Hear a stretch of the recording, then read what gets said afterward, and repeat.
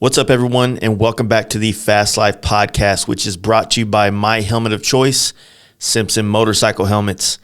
Head on over to simpsonmotorcyclehelmets.com. Check out all the models, finishes, and visor options, and get yourself dialed in with one of the best helmets in the game.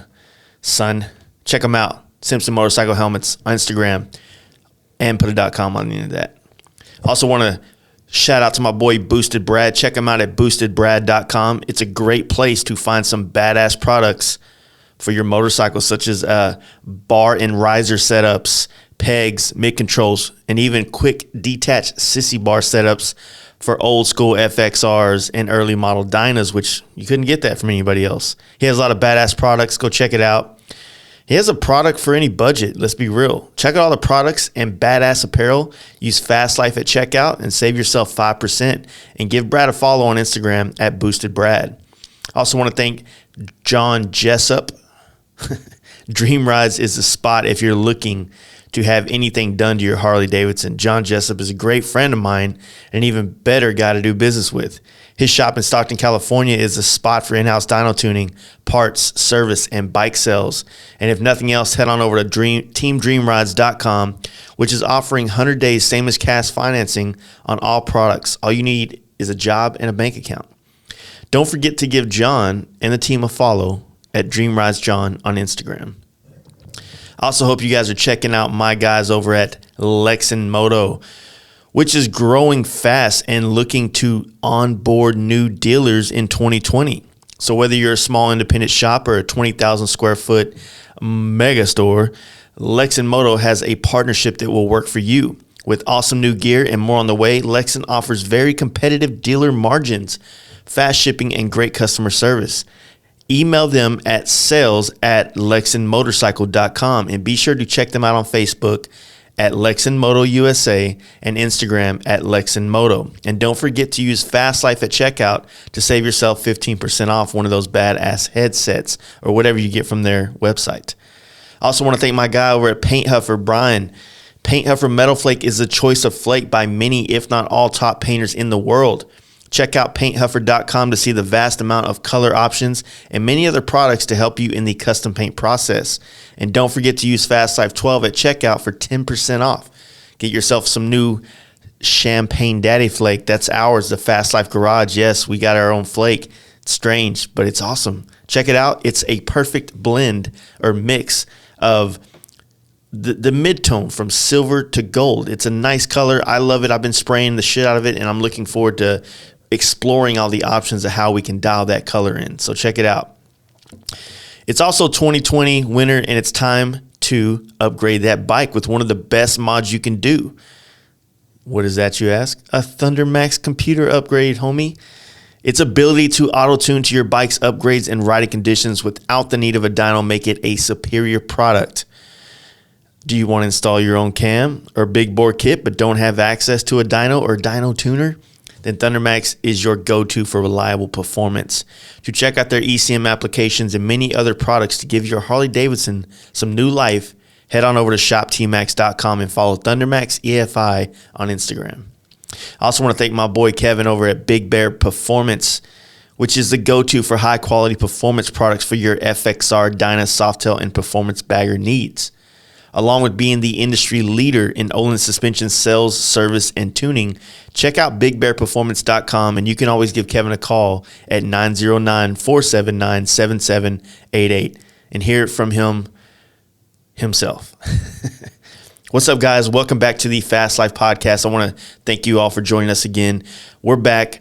We're here. I'm here. What the fuck, man? It's the end of the day. I just got done driving back from New Braunfels, Texas. I went down there to see my boys over at Simpson and talk about some new projects we all got going on. And thought I'd throw this podcast, get it all wrapped up, get it uploaded so you guys can check it out and enjoy it. This one is with Lucky Dave. Dave is an actual real person. Yes. He's elusive. Nobody knows what he looks like except for the picture, or if you're from Oceanside area Allegedly. I don't know. That's the story I got. I sat down with Dave and his team, and we just really talked about a lot of the products and how the company evolved to where it's at. And I'm really excited to have him on the podcast and the guys over there. I've been a Lucky Days fan since I jumped into this whole performance motorcycle scene. My FXR, both baggers, I try to run Lucky Dave seats on everything that I have because I love the way they fit my ass. Also been a big fan of the San Diego bars. I've ran those on many bikes of mine. And, he's got a product that basically fits me in every fucking way. So anyway, hope you guys are enjoying this. We're going to keep pushing these podcasts out for you as quality-wise as possible. And I want to thank you guys for joining our Patreon and supporting this podcast. If you're interested in doing so, you can go to our Patreon, which is you can find the link on our homepage, fastlifegarage.com, right there. Click it, takes you right there. You can donate however much you feel comfortable with to help support this podcast and its growth. In the meantime, you can also check out our sponsors because that is another huge part of how this podcast moves and operates. When these guys come on and they support us, and I'm bringing on these sponsors that have badass products to, promote for you guys. So, I'm not bringing insurance companies on here to promote. I'm bringing products and people that do services and have things that I think you're going to want. So check them out. And, I'm going to stop talking now and just bring on this bad motherfucker, Mr. Dave, Lucky Dave. Here he is. Hey, guys. You ready to let the dogs out? Fast Life Podcast. Get sponsored, guaranteed. It's funny because I'm a barber, and they came to my work to do a demo class. Yeah. And they brought that van, and there's a barber chair in it, so it's like a traveling barbershop.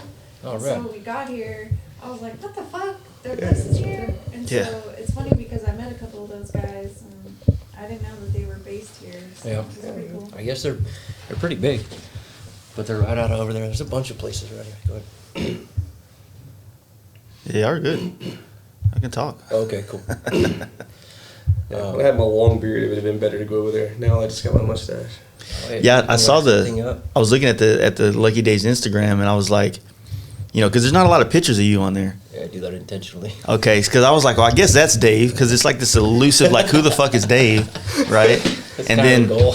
And then you had a huge beard, and then I put two and two together. Oh, he shaved it, so there you go. Yeah. You're going for the Wide Earp thing right now? I was. You know what? I retired. I told myself You gotta be way up here. I told myself I would never shave again. Uh-huh. And I pretty much haven't shaved my head or my face since I retired. I usually go to the barber and get it done. So I was like, you know how it is. You're deployed. You got to shave your face, everything. I was like, nope, not doing it again. So about 2 years I went without shaving.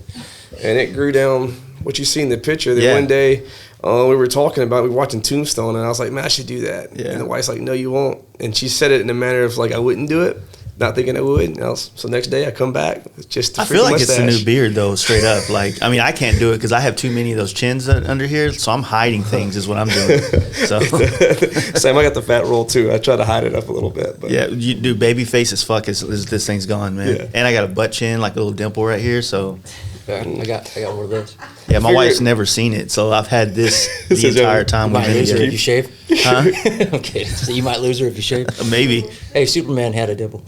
Yeah, that's right. That chiseled I jaw think it makes thing. me look better. It covers my ugliness. That's what I tell people. Oh, yeah. Dude, makes everybody look better. For sure. Funny. I don't have long hair like Dave here. He got the beautiful red the locks locks. flowing. That's like the first time ever. I just stopped. Well, because when you wear a helmet constantly, and I used to trade bikes a lot. So Yeah. I'm constantly on somebody else's bike. I had no idea what I'm going to be riding or when, or the brakes are going to lock up. So I'm always keeping a helmet and some kind of leather in my back of my truck. And you'd have your hair down, all of a sudden you'd go test ride and look like a moron, the rest of the day. So it's either shaved head or long hair. It's the only thing that works. I didn't, growing up, man, I've had a buzz cut my entire life. And then the moment that I start wanting to have hair, because in the 90s, man, like there was no cool hairstyles. You either had locks, like some long shit, or you had a buzz cut.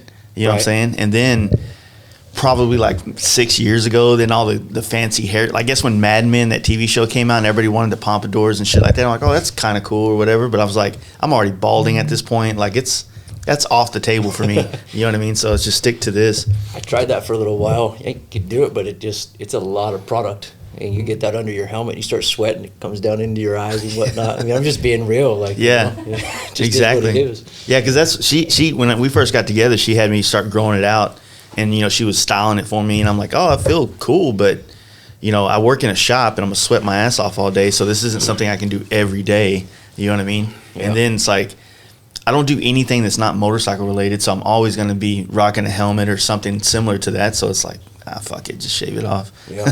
I had long hair once.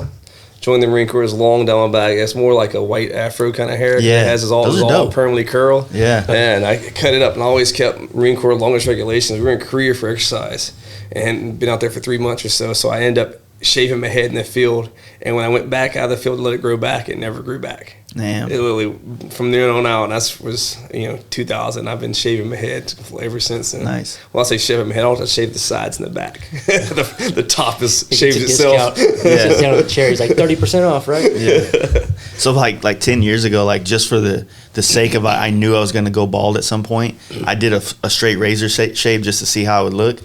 I was like, all right, I'll be all right. I'm confident in this. I'll You be got okay. a good shaved head. Yeah, and then she was like, she's been learning how to use a straight razor. Now she's in like a actual barber position, and she's like, "Let me do your head." I'm like, "Fuck no!" Like not with a razor blade. Like, Don't feel I bad. want I you do to it all practice. the time. I get them doing my Yeah. face and all. That's what they use is an old school straight razor. yeah, So, she does that on my like she manicures my beard and everything, and she'll do my neck and my cheeks and shit. But I just don't know if I want to. Started using a straight razor, I don't know, like 2 years ago on my face, and I don't do it all the time, but you go through your nicks and your bumps and your oops. But once you get it down, there's nothing like it. I mean, it just different feel for sure. Yeah, I like it, man. It feels like a male pampering situation when you go to the barbershop. They put the hot towel on your face and shit and do all that stuff. It's pretty cool. Yeah. So, well, anyway, Lucky Dave's, right? Yeah. So, we're talking about hair and shit. Guess we got a sweet mustache and nice locks, and then just this shit over here that's going on. So, I'm trying to get these levels right before we start getting into it for Yeah, sure. you're good, But man. anyway, like I said, no one knows who you look like, except for Oceansideans. I There's guess. very few pictures of me out there on the internet. I try to Yeah. keep it that way. That's cool. So how did just give me the rundown? Like how did this thing come about? Just the Man, I've always loved motorcycles. My parents hated them, Mm-hmm. so come 18, I was obsessed. That's just how it happened. I was always trying to get on my buddies whenever I could. Growing up, any dirt bike, anything I could get my hands on. I grew up skating, snowboarding, surfing. Just that adrenaline gene was Yeah. there. Got my first motorcycle when I was 21 of my own, and it was actually an R6. Mm-hmm. It was all geared up and for stunting and whatnot. And I remember I had it in the back of my truck. And I knew myself that if I got that bike out of the back of the truck, I was going to ride it. And I didn't have insurance. Mm-hmm. I didn't have proper gear. I had to be at work. I did construction at the time, about 6 in the morning, 4 a.m. I'm up, looking through the window, staring at my bike in the back of my truck. I'm like, I got to ride this thing. So I Yeah. backed it up to the dirt hill, and there I was doing 90 miles an hour down residential streets with a dirt bike helmet on, and I was hooked on 2 wheels on the street. Yeah. Fast forward, a buddy of mine, an old guy named Armando, had this stripped-down Sportster, and he let me take it for a ride around the block downtown Carlsbad. The old German helmet with no padding in it. The thing was probably from Toys R Us, who knows? And that V-twin rumble, that it's going to fall apart under me, going 60 miles an hour, it bit me. I had a lot of different bikes. I had all kinds of different bikes before I got into the performance scene, but eventually I kind of grew my taste to where it was like, if this isn't going to function, it's not for me. Mm-hmm. And when I first started, I was just buying and selling bikes and making one-off parts for the bikes that I was selling. Eventually, my wife and we had just got married. She got laid off. I got laid off. I took the bike that I had just built and I sold it. I sold it for more than what I had put into it. And I realized, hey, I could make some money doing this. So I started doing more bikes, which meant more parts. People locally liked them, wanted to get in on the parts, and eventually I had to go to production because I wasn't going to be able to keep up. Yeah. And even at that point, I thought, if I'm successful, I reached out to Gary from Leather Pros. I said, hey man, I'd like to get a set of your bags, but without the bags, just the rack. So I was going to modify a quick release bar holder so I could take 10 bars per side, max, and go deliver them to dealerships, and that was going to be my business plan. I had no idea that things would take off the way they did. A lot of bumps and bruises along the way. Our first run, I went to a guy saying, hey man, I have this bar design that I really enjoy, but it's got to be perfect. I went to a manufacturer to get him to produce them for me, and actually 40% of them came out crooked. And he's like, oh, you can still sell them. You can sell them as blems. I said, no, I'm not. Yeah, you got to be kidding me, man. Like, I'm trying to start a business here. I can't start out with crooked bars. And I ended up eating those, and it put a fire under me that I was either going to make it or not, and I decided I was going to make it. So fast forward, I've got a worldwide distribution. We're sending out dealers all over. It's pretty cool when some guy from Japan or Australia just orders a hat and a hoodie and it's like, hey, I'll get one of your seats or a set of your bars one day, but I love the brand. We love stuff like that. It's pretty So cool. the one of the first things you what went into production with was the bars? Yep. So what time frame was this, like year frame? Gosh, it was probably about 2013, 14, somewhere in there. We officially rolled out Lucky Dave's in 2015. That's when I started. Yeah. So been about 5 years of running the brand, and just making parts before then. Probably about 2013 was when we started kind of getting into the parts game. Yeah, that like I said, I was still running big wheel baggers across country at that time, but when I came into the Dyna performance scene, that y'all seats and stuff was kind of like one of the first eye catchers. When you're in Texas, man, like you don't have a Lucky Dave seat and a Saddleman seat and a BMC and all these other options to go try out real quick. Right. So the first seat I ever bought was a BMC because I like the Widowmaker. I like the shape of the seat, and I just couldn't do it. It was, for me personally, it hurt my ass so bad. Actually, my thighs, where it would like hit into my thighs when I would ride and like hold the bike up and shit. And then when I was building my Gold FXR, that's when I reached out. I don't know who I talked to when I did it, but I reached out and I ended up getting y'all's gray seat, like right before the gray, y'all released all the gray colors. Yep. And I think I've ridden a Dyna somewhere, just like I wanted to see what the seat felt like. So I rode a Dyna. I was like, dude, like this is fucking fits me perfectly. And ever since then, man, because I was having seats made. Like I'd make a seat pan, like fiberglass seat pan, and then I'd send it out to this dude. And he'd foam it up and shit and make me seats. And I was doing that forever. And I was thinking about doing that in this stuff, but not like production. Just like I'm building my bike, I'll make a seat pan. This guy will foam it and cover it. But Right. a lot of the guys that would do that, they wouldn't make high wall back seat, support like how y'all seat was and some of the more performance oriented Gotta have seats. the right foam density to be able to accomplish that. And so, and like the way he would cover seats was, it was super tight, so it would almost unshape the seat. So if you had like those nice crisp lines, then when he pulled the seat around, it would be so rounded off that it wouldn't have that look anymore, So Yep. seats ended up being a perfect fit for me, man. Like I said, I always tell people, like, bars, seats, and helmets are the three things that I can't tell you. You have to try them to see what feels right for you. You know what I mean? Yeah, and even those BMC seats are great for a lot of people. You Yeah, put a lot yeah. of miles on them. Some people like a real stiff seat. Like you said, it all comes down to personal preference. There's a lot of good products out there. And like Saddleman came out with their Step Up, and a lot of people was going to that. One of my buddies runs that, and I just, that it's so flat on the back that it feels like you're sitting in like a wooden chair almost. Some people like that. Some people prefer that. For us, when I designed our seat, I have some injuries growing up with that adrenaline gene, and for me, it's all about optimizing blood flow and making the bike handle and perform optimally so that I can put as many miles on as possible without fatigue. I'm going to go ahead and say it. A lot of people ask, and I don't ever shy around it, but Saddleman does make our seats. Truth be told, in the beginning, when we first partnered with them, we were the first ones to partner with them. They had an agreement with their distributor that I couldn't use their name. Yeah. So I was told, you can either do a signature seat with us, and you can do it through Saddleman, or you can do your own seats, but then you got to bring them to market. You got to sell them. And I chose the latter because if I'm going to be here, I'm here. And I wanted to build a brand that people respected because of our customer service and what we were able to provide them.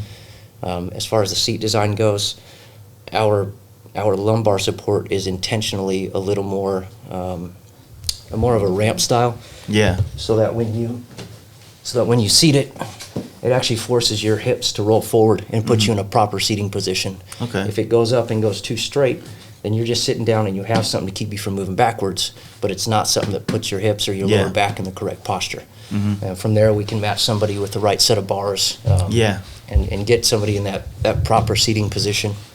That was our whole goal with seats, and I wanted the best manufacturer out there, and I'll give it to them. Saddlemen makes Yeah. the best seats. I feel that they make the best seats in the game, or I wouldn't have partnered with them. Yeah, I feel like some of the newer seats they came out with, especially for the baggers, was a nice touch. Like they have an LS series and stuff like that. It looks a lot more comfort performance. You know what I mean? But like I said, when I did that Gold FXR, man, that seat, and I had the 13s, the pullbacks, fucking ride that thing from here to Africa, dude. You know what I mean? It's all about putting yourself in that right position. For me, I try to accomplish 90-degree angles at your shoulders, your hips, your knees.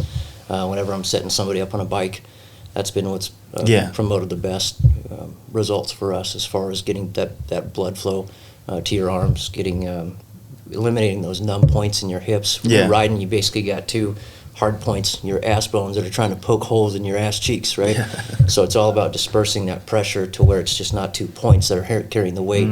The gel that's in those seats does a really good job of that. Eliminates a ton of the vibration that you would normally feel from the motorcycle coming upward.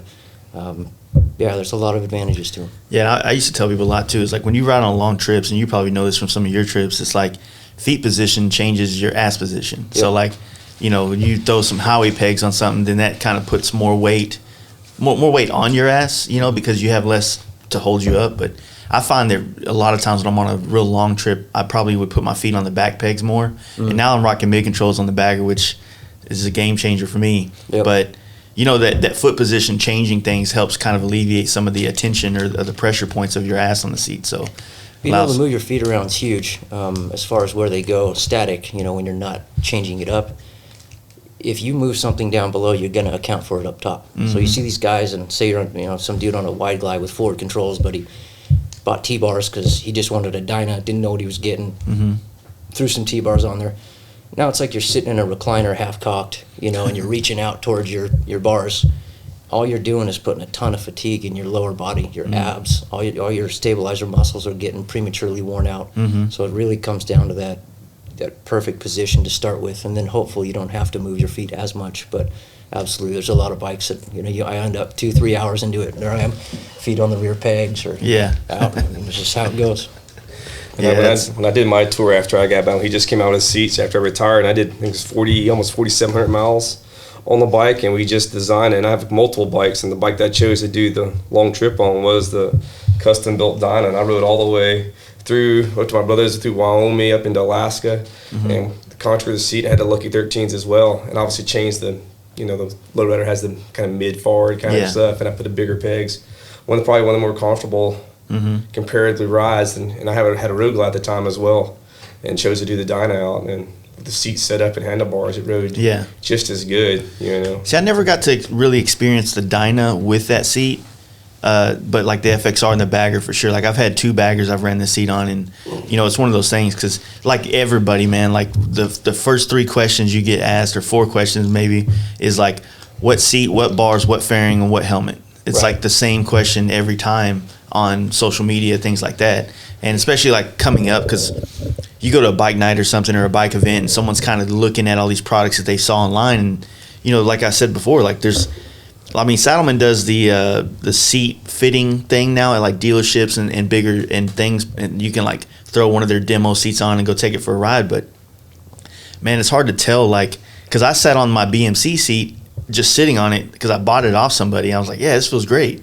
But sitting on it, just, you know, standing on your bike, whatever, versus go take it around some blocks and stuff is a completely different feel, you know. When I first got into bikes, you could walk in. I remember the local shop down there. There was TNT Cycles, and then it became Left Coast Customs, and it's been through a few names. But if you've been through Oceanside or you're in Oceanside, now it's owned by Tony. Everybody knows Tony. But that motorcycle shop that's down there in the trough of the valley where it goes through where the train tracks are at, the coaster drops off right there.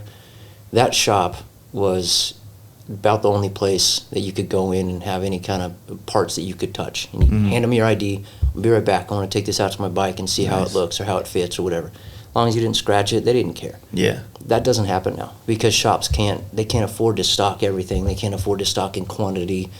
just the way that the game is now, it's cost prohibitive for them to be able to do that. Yeah, I mean, it's kind of it's a catch-22, right? Because in one side, from like your position, like you're trying to support dealers, and there's so many product options, and now people are also, having a hard time going into brick and mortar versus just ordering online. Yeah. So it's like you're damned if you do, damned if you don't. Like you have to sell to these online sales just to maintain a business these days, but then brick and mortars have to find a way to make themselves relevant enough to where instead of someone just buying online, they're going to come to the store. So it's like they're kind of weeding out all the small guys in a sense. Like you kind of need to be a ramjet where you have one of every helmet in and one of every seat and a set of bars and have a fitting center. And it's kind of, you got to be that guy now. It sucks, but as far as a brand and looking at dealers, we definitely want to work with those companies, but we try to work with the mom and pop shops too, because that may be all that somebody has access to.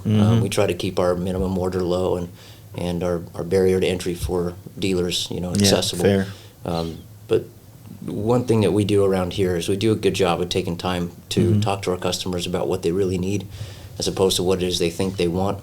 I'd rather sell somebody a set of bars, and they're not going to run anything else but Lucky Dave's because it worked out so good. Yeah. If I know that somebody needs a set of 14s to put them in that proper position, or they need a set of 13 pullbacks, or Lucky 13s, whatever it is, and they're not in stock, I'll tell them, wait. If you want to go buy something and you want to rush, you can go buy somebody else's and waste your money. I don't want you to have a bad experience with our bars.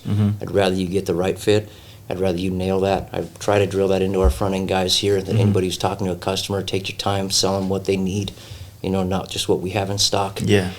Because really that's it. You're pulling your trigger, you're spending your money, your hard-earned money on something. You want it to work out, and that's where we have our shot to either succeed or not. Yeah, for sure. Yeah, bar position is one of the big things that I get asked about a lot, and I'm 5'9", very short limbs, but for me, the 14 range, so on the baggers I run 14, and on the Dyna and the FXR I love the 13 pullbacks. Right. And to me, like, that's the perfect, for me, the fit. But a lot of people would always look at them standing on the bike like, that's fucking tall as shit. And so they'll buy like 10s or 12s, and they'll be longer dudes, and like next thing you know, they're like, oh well, I fucked up, man, I'm gonna come back. And so you'll see all these like 12s on for sale, or the opposite. You'll see dudes that buy these big tall bars because they saw like Danny G rocking his fucking 20-inch ape hangers or 20-inch fucking T-bars, and they'll be like, oh, that's cool as shit. And then they try it and they're like, okay, this isn't for me. You know what I mean? So bars and seats is one of the things I've always found that were like most commonly for resale for people trying to figure it out. But and if you can do it once and do it right, you're saving yourself money. It's worth taking that time to do the research, call and talk to the customer representatives. The other thing, the big thing that we encounter is, how tall can I go without swapping cables? Yeah, big time. And it's always kind of a roundabout, because I don't want to tell somebody, hey man, you're going the cheap route. That may be all the money they have, and that's perfectly fine. But I would encourage them to hold off, save up, get the cables, do the bars, do it right, because now they're going to be putting way more miles on their bike every day. They're going to be, looking forward to getting on the bike, as opposed to they go an hour and their back is worn out because they're reaching down and forward because they didn't get the right size bars. You don't want them to limit themselves from that, for what they would actually be the most comfortable with. Right. So yeah, I get it. What's your setup? What's your go-to?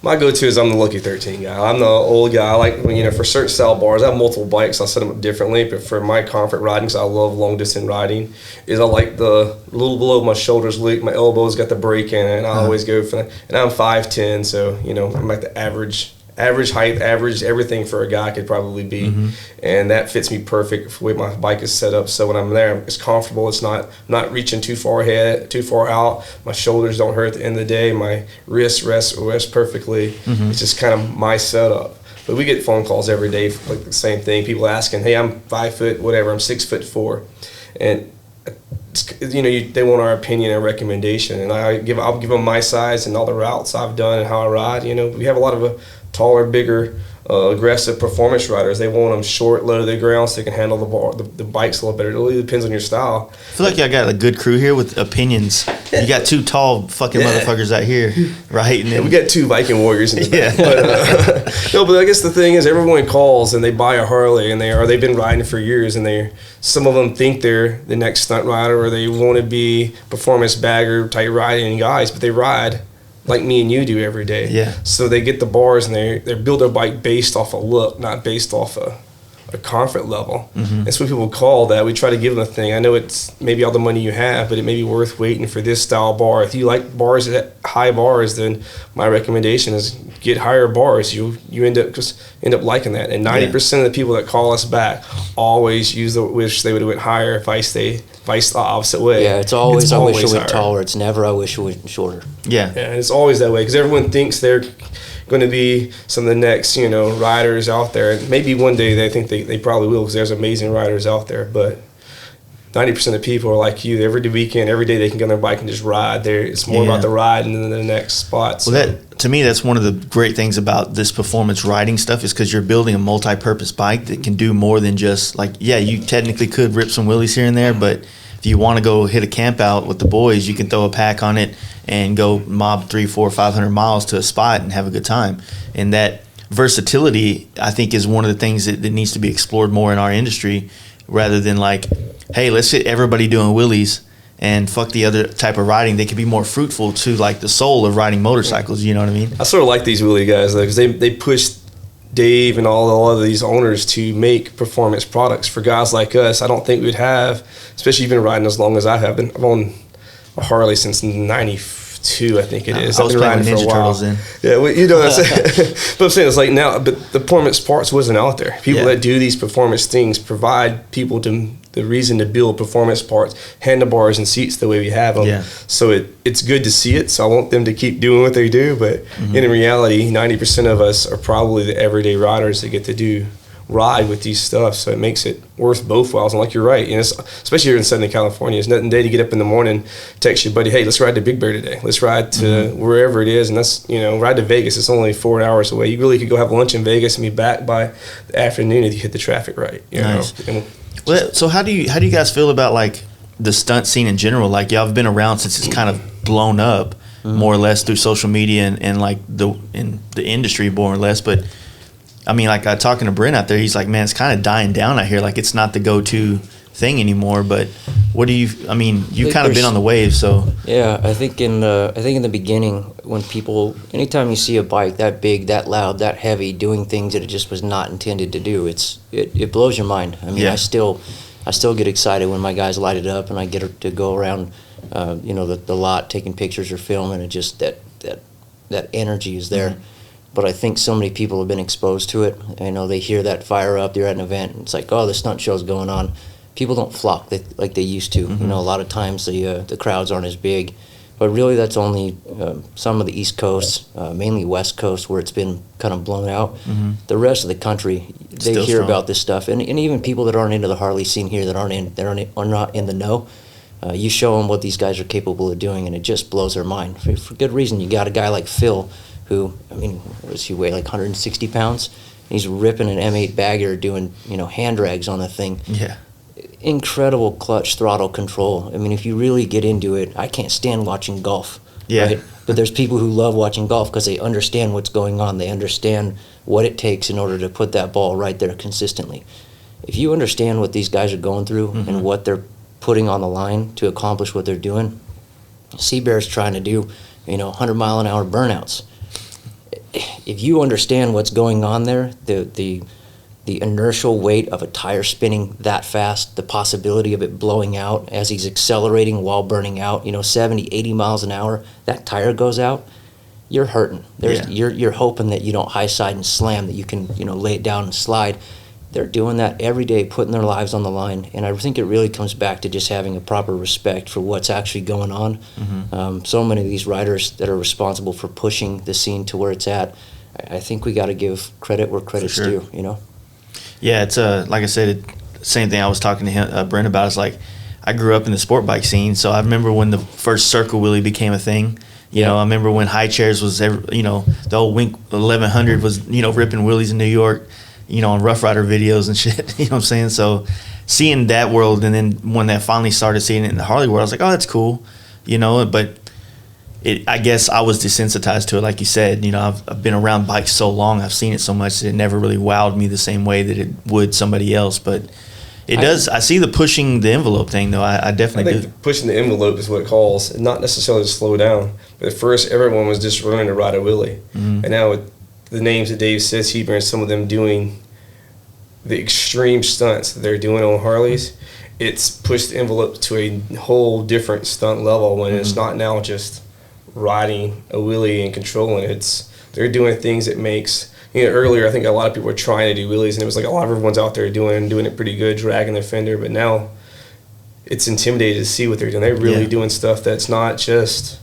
dragging your rear fender on the bike like when it first started. Everyone was like, "That was cool." They're doing stunts out there that are double hand drags. No-handed wheelies. Like it's out there. So and I think for people that don't do wheelies, it makes it a little less intimidating. It's every sport. Once it gets to the point you have the Michael Jordans doing, the crazy things they're doing, it makes the beginner a little less intimidated about going out there, because now riding a wheelie ain't the best thing on the market. Like you got to do now to compete. You're doing Superman stuff. Yeah, it's crazy. I think our name kind of became synonymous with that because we like to support the leading edge. We always, when I say we, I guess it's my doing, but in anything that I do, I want to either be the best there is, or I just don't want to mess with it. There's a double-edged sword to that.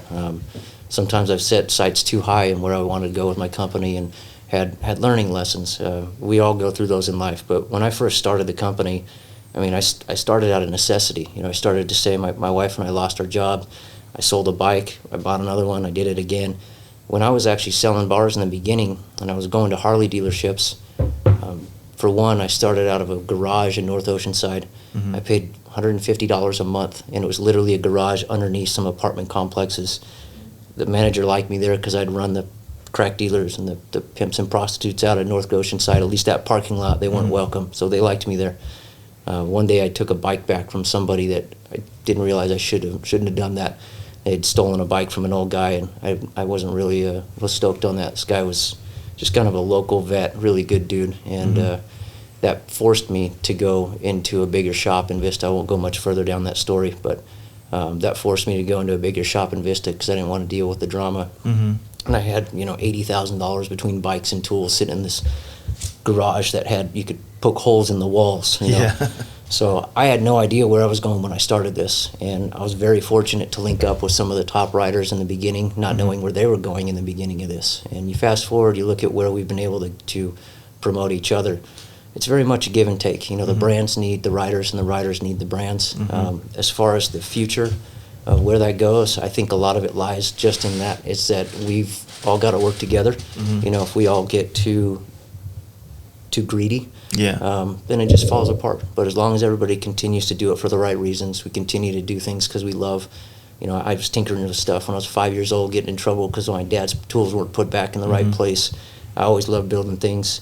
Same with these guys. I'm not a stunt rider. I never will be. I ride the shit out of my bikes, but I'm never going to be a stunt rider. And I rely on them to do what they do so that I can push what I do. Exactly. You brought up a point, man. Like seeing with these guys putting so much on the line every day. Their bikes, their health, their their joints, and just their ability to stay up on these bikes, and for the return on investment isn't the greatest for these stunt guys out there. You gotta love it.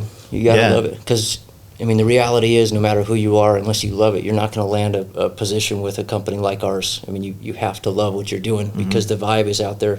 Social media is everything. If you're putting out negativity, nobody wants to see your page. Nobody wants to go there. Maybe they want to troll that page, or they want to see what they say now, like you're the next Charlie Sheen. But the reality is, people want positivity in their lives. They want to see that positivity, and that's where we try to keep a scene that can be traditionally dark, that can be traditionally uninviting, very exclusive. We try to make that inclusive.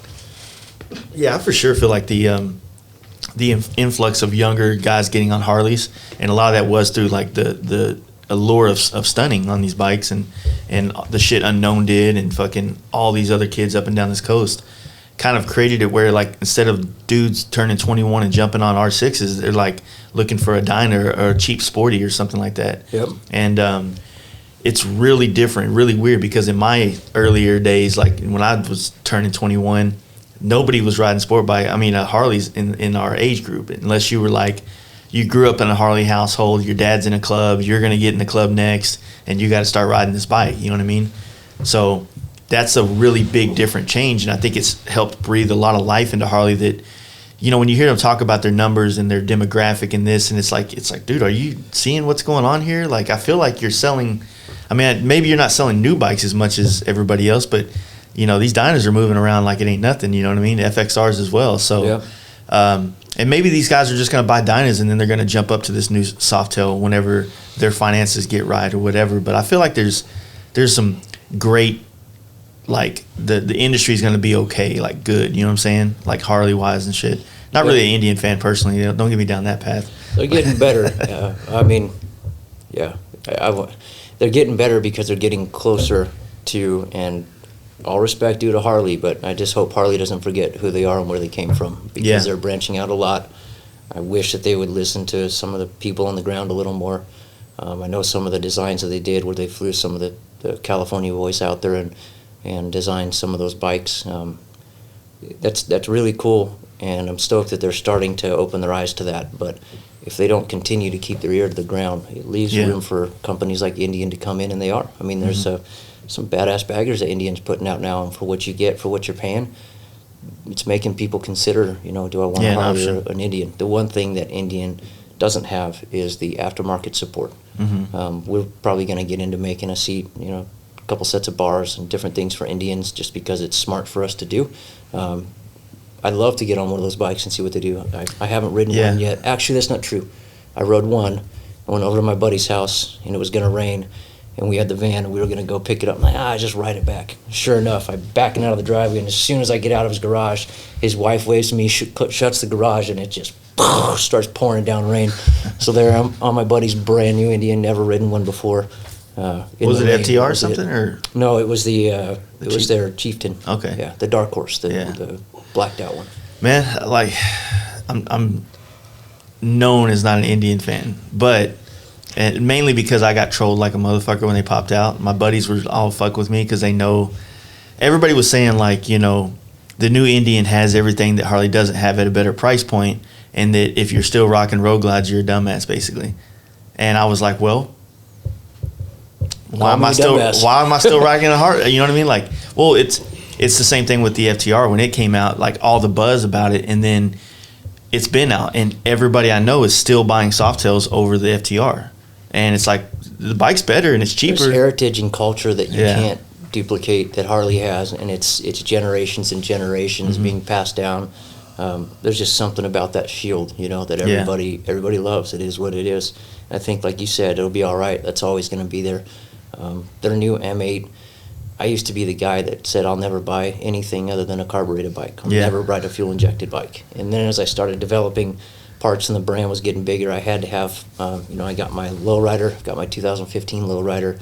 I've got an M8 Road King, and I've got an M8 Road Glide right now. And then I've also got a 04 DP.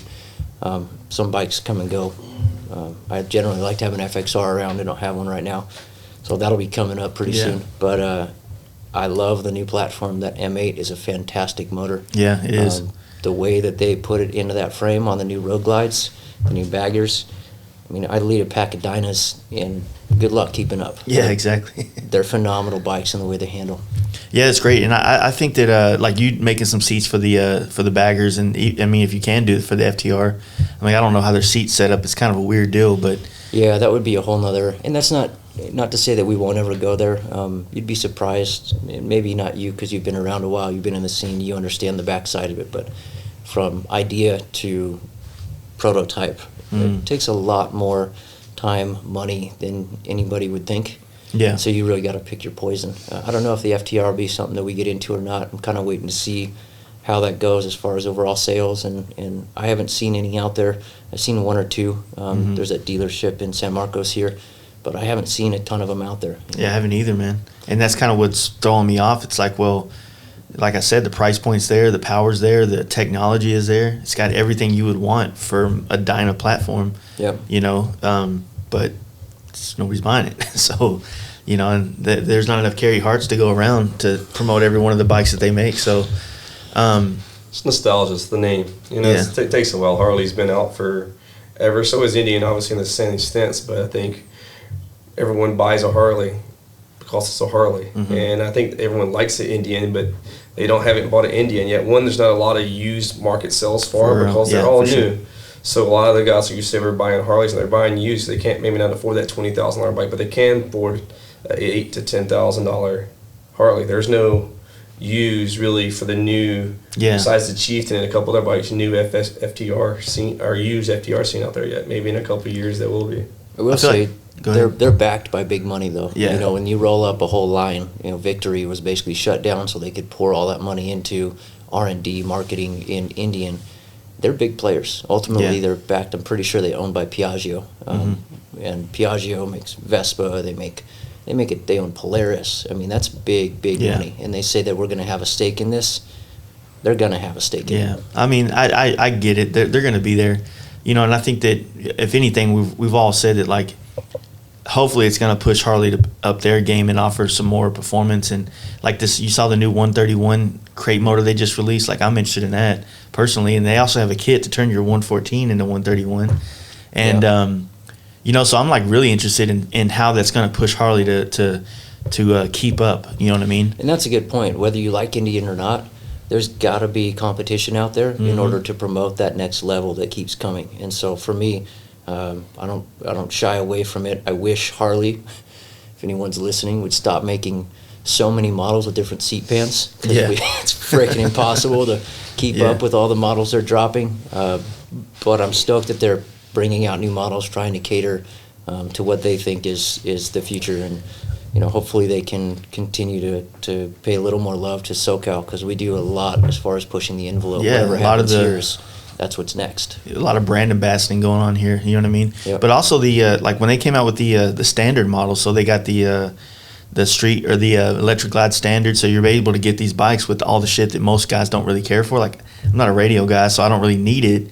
It's nice to have it, but if I could have got my Road Glide for $20,000 instead of $28,000, without that shit, I'd been all over that. You know what I mean? Yeah, and you're the custom guy too. You're not afraid to put whatever you want in there. Exactly. So getting something and paying for all that bling that you're going to take off and replace anyway, there's a lot of value in that.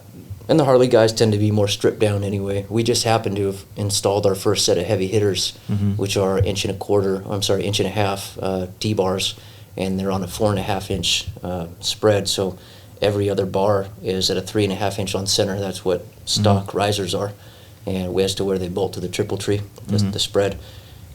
To develop a bar for the Road Glide, when I bought a Road Glide, I didn't want to make a bar just for, just take Dyna bars and throw them on baggers. So, we're going to come out with a line of bagger parts.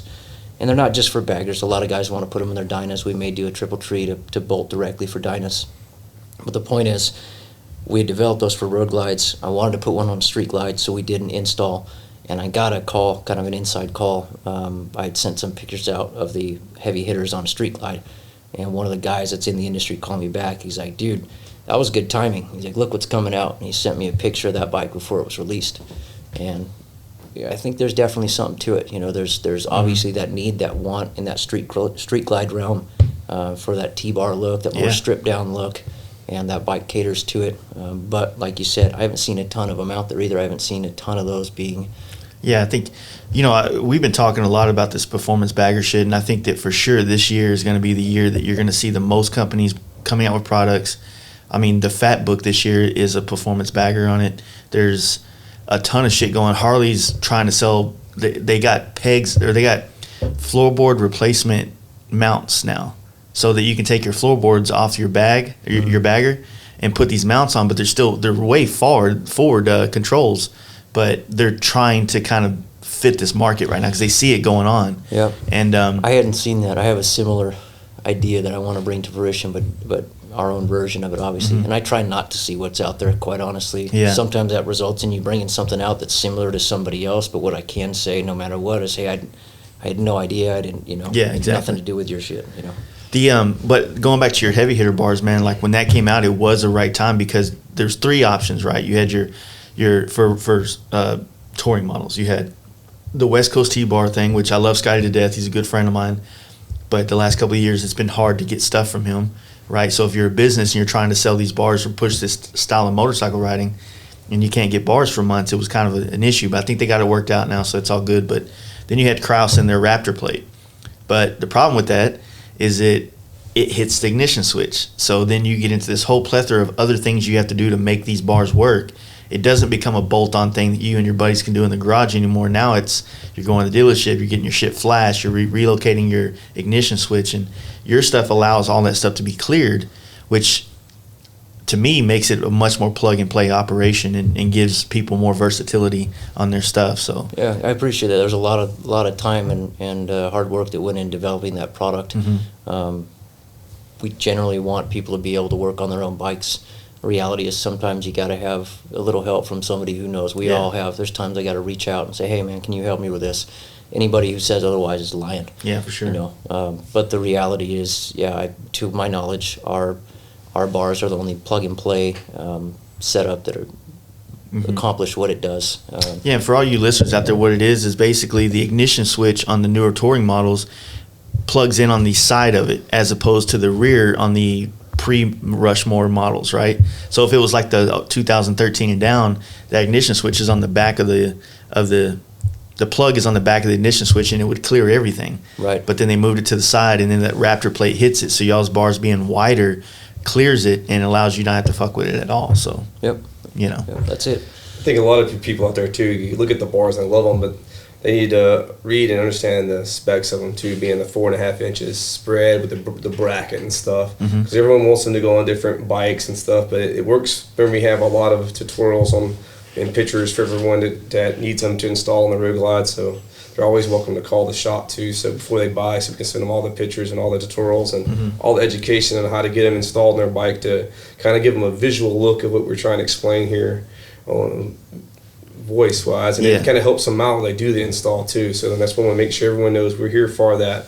Never get stuck in your garage when you're trying to do all these things. Always call the shop. We have 100 million pictures we can share, 100 million people that are pretty smart at doing the installs. Yeah. Will help you out with these choices when it comes to buying and what you need and with the install, so it's not a throwing beer cans against your garage wall, banging your head. I mean, no matter what, you got to drill out that nacelle, and that even for me, every time I take a hole saw out of my painted plastic part, just hoping it doesn't jump. You know, you got one shot at it, so it can be a little nerve-wracking, but there is a method to it. You know, to make it look clean. The other thing is like, so the new Peacemaker setup, is that still? You know, Brent was telling me that works with the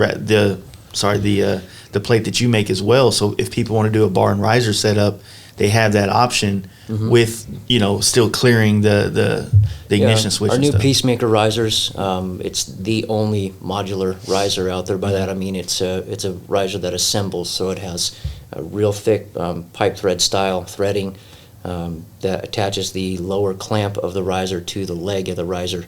Additionally, in that, what a lot of people don't know is that ours are set up for internal wiring. In order to accomplish that, each leg has to be clocked. So it's kind of dummy proof. You go to screw those in, it only starts threading at one point, it bottoms out at one point, and now your exit ports for your internal wiring are facing each other down at the bottom near the triple tree, how they should be. That was a bit of a conundrum to get through, because I wanted to be able to bring an internally wireable set of risers that we could produce, and also along with that, it allows you to change up colors. So you can do a set of black legs with a chrome top and bottom clamp. You could do gold legs with purple, and then the other thing we have is inlaid paint. Yeah, so with our LD at the top, most of them come with inlaid black. Even the blacked out ones come with inlaid black, but you can customize and order, so you could do an all blacked out set, and you don't want to pay for custom anodizing because it costs more. For not much more, you can get that blue that you wanted, and it really pops. Yeah, it does. And we actually do that in-house, so we can control the colors and give you whatever you want. That camo anodizing you got going is pretty fucking sick, though. A lot of people have seen that, but yeah, we do have camo anodizing. Oh, was that a leak? Nope, you're good. We always want to make sure that things are up to our par before we put them out there. But yes, we do have camo anodizing that'll be hitting the scene pretty soon. That shit's pretty cool, man. We try to bring new stuff to the game whenever we bring something. Dude, when y'all release those bars, you know, or those Peacemaker setup, I was like, you know, because a lot of people, you know, and I'm not saying this in a shit talking way, but you see that like bar styles tend to follow each other, trends, right? And so whenever I saw these come out, naturally now I'm seeing more people going less of the that wireframe kind of look in the riser setups, and they're going more for like a nice thick full-bodied style riser. And you know, what's the truth behind that is production costs. Mm-hmm. So, you know, some of the first guys, and I'm not going to get into that game and say who was first, but it comes down to making a riser that is able to be offered to the end user with enough profit involved to make it worth it for somebody to make. And those pullback risers were tough because you have a ton of wasted tool time and a ton of wasted material. When you have a pullback riser, your block, if it's one piece, starts out much bigger. So for us to assemble them the way that they do makes it a little easier for us to get around that cost prohibitive part. And really those flat designs, it's brilliant from a manufacturing standpoint because you're starting from whether they water jet it out and they cut out that initial shape and then machine it. There's not nearly as much wasted material or wasted tooling. So for us, bringing out risers, you know, obviously you see these other options. It was something that I considered, you know, doing our own version of something like that. But I didn't want to just go where everybody else was going, like you'd said. And no offense to those, there's some great risers out there. You know, a lot of our guys run the thrashing risers. Lance has been really good to all of our riders. We co-support a lot of riders.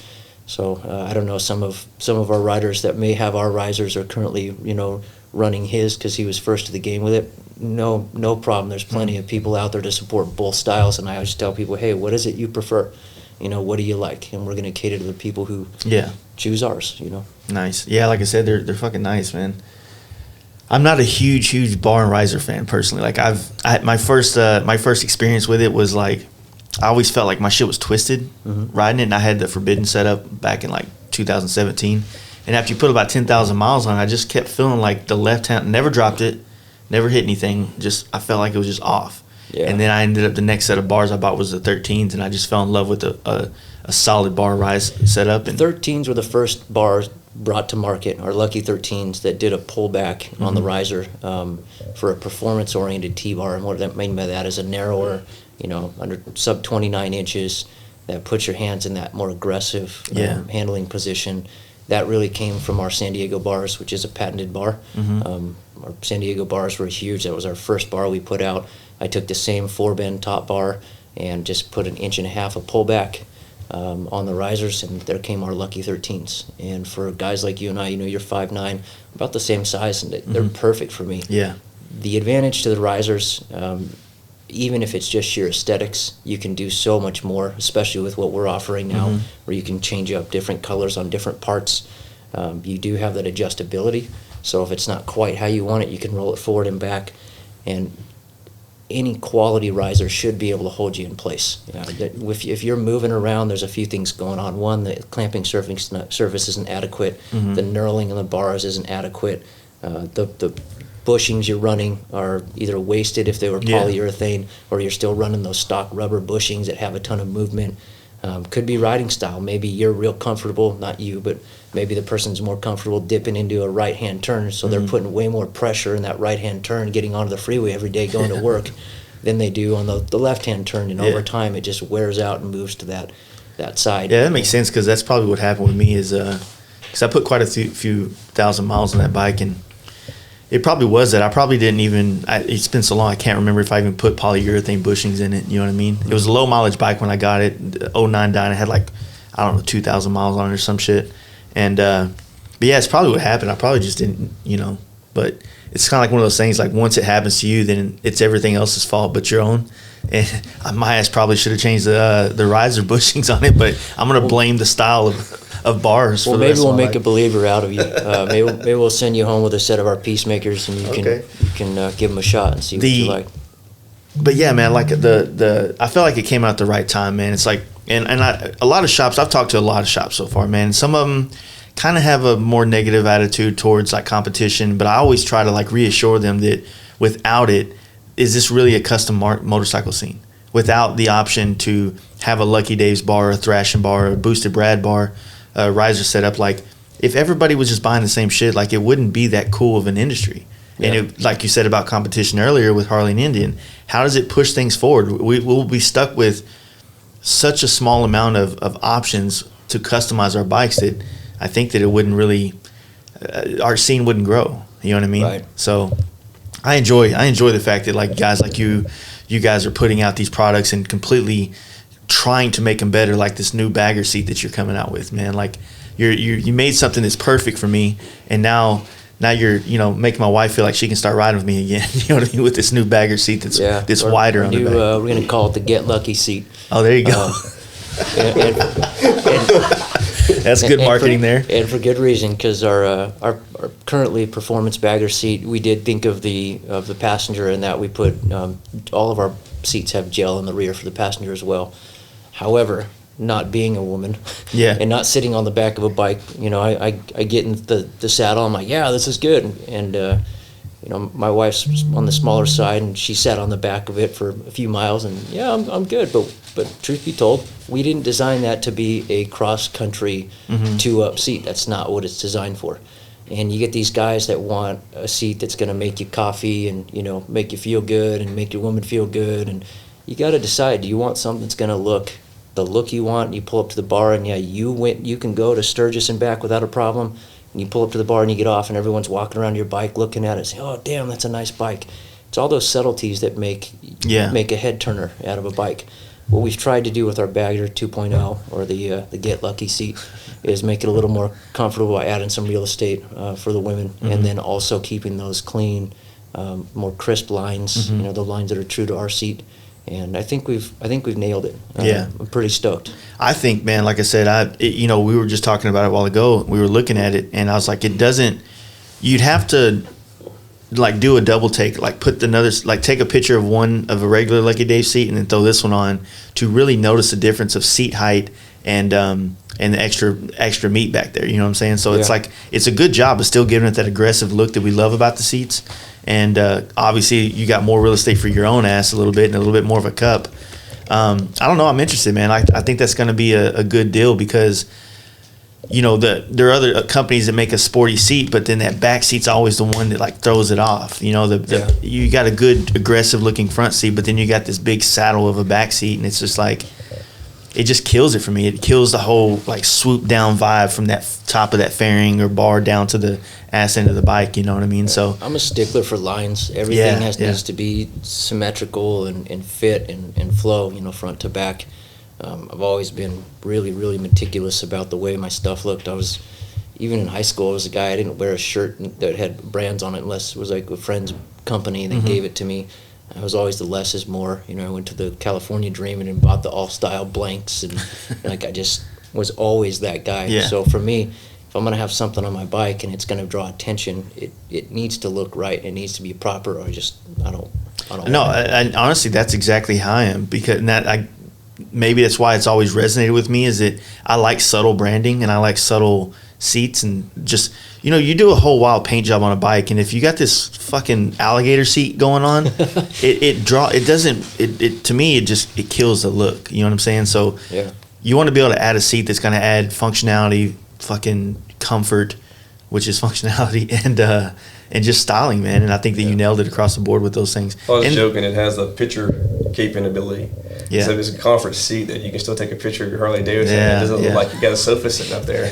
When we first were doing it, Dave was designing it, and that's the first thing I thought. I was like, hey, this is still a comfortable couch up there you can sit on, but you still have that picture taking ability, that you don't have this big, massive seat. It still looks in the clean lines of his original bagger seat, so it kind of gives you that, dude, for your Instagram poster. Exactly. Pictures. So when I do my, if you ever scroll back and look at any of my pictures of when I travel on my bagger, I had a sissy bar and I could put a tour pack on it, but I want to be able to take a picture of it at the Grand Canyon or Monument Valley or wherever I'm at without taking all my shit off of it, and it still looks like pretty sick. So we took a sissy bar and cut it in half and laid it down flat, because I got the Olins on the back, so you can't put like a luggage rack on the back.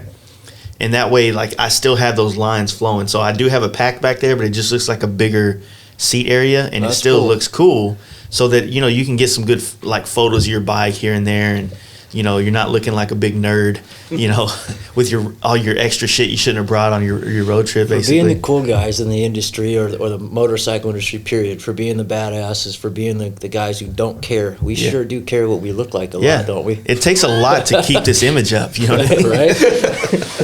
I always say when my bike makes me look better than I am, so. Yeah, for sure. Yeah. No, it's makes me cooler. That is true, man. There is a lot of work that goes into being this player. You know what I mean? Real talk. But no, man, I dig it, man. So what else, man? Like we were trying to think of where to go with this, man, because you're nailing it pretty quick. Yeah, no worries. There's a lot of stories coming up that we probably skipped over too. I mean, it's so much of my upcoming in this industry there was a lot of scrapping for getting the market share that I had, and I don't mean actually scrapping, but just when I first walked into Harley dealerships, they didn't want anything to do with me, and I finally decided, you know what, I'm just gonna keep my head down. I'm gonna work hard, and if they call me one day, then cool, and so be it. Now we have Harley dealerships contacting us, wanting to become dealers, and sometimes our dealer network is full, and it's like, hey, hold on, we'll be with you when we can. It wasn't always that way, and I think it's important to at least hover over that aspect for a minute, because there's a lot of people out there that are trying to come up, people that are trying to start new things, and I didn't have funding. I started this with the bike that I flipped, and then it turned into 2 bikes, 3 bikes. I didn't have huge machinery. I had to rely on relationships.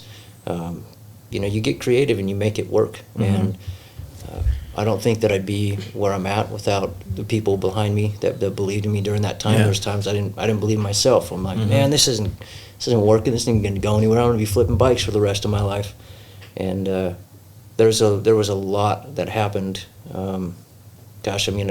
I had a whole network. There was a guy Mike in New York who I'd buy bikes from, and basically my whole business model is I'd find bikes that people wanted here. That's actually how I got my name. It's, call me lucky, because I always had the FXRTs, the DXTs, the DXs, the RPs, whatever you wanted. It was like kind of like that guy that opens up his coat on the street corner. He's like, "What do you want?" That was me with motorcycles. And I got the name because of that, but that really was just born out of hustling and creating relationships all over the nation. I had a guy named Frank down in Florida, just these retired guys that love motorcycles that I've never even met these guys. And I've done, hundreds of thousands of dollars worth of business with them, buying sight unseen.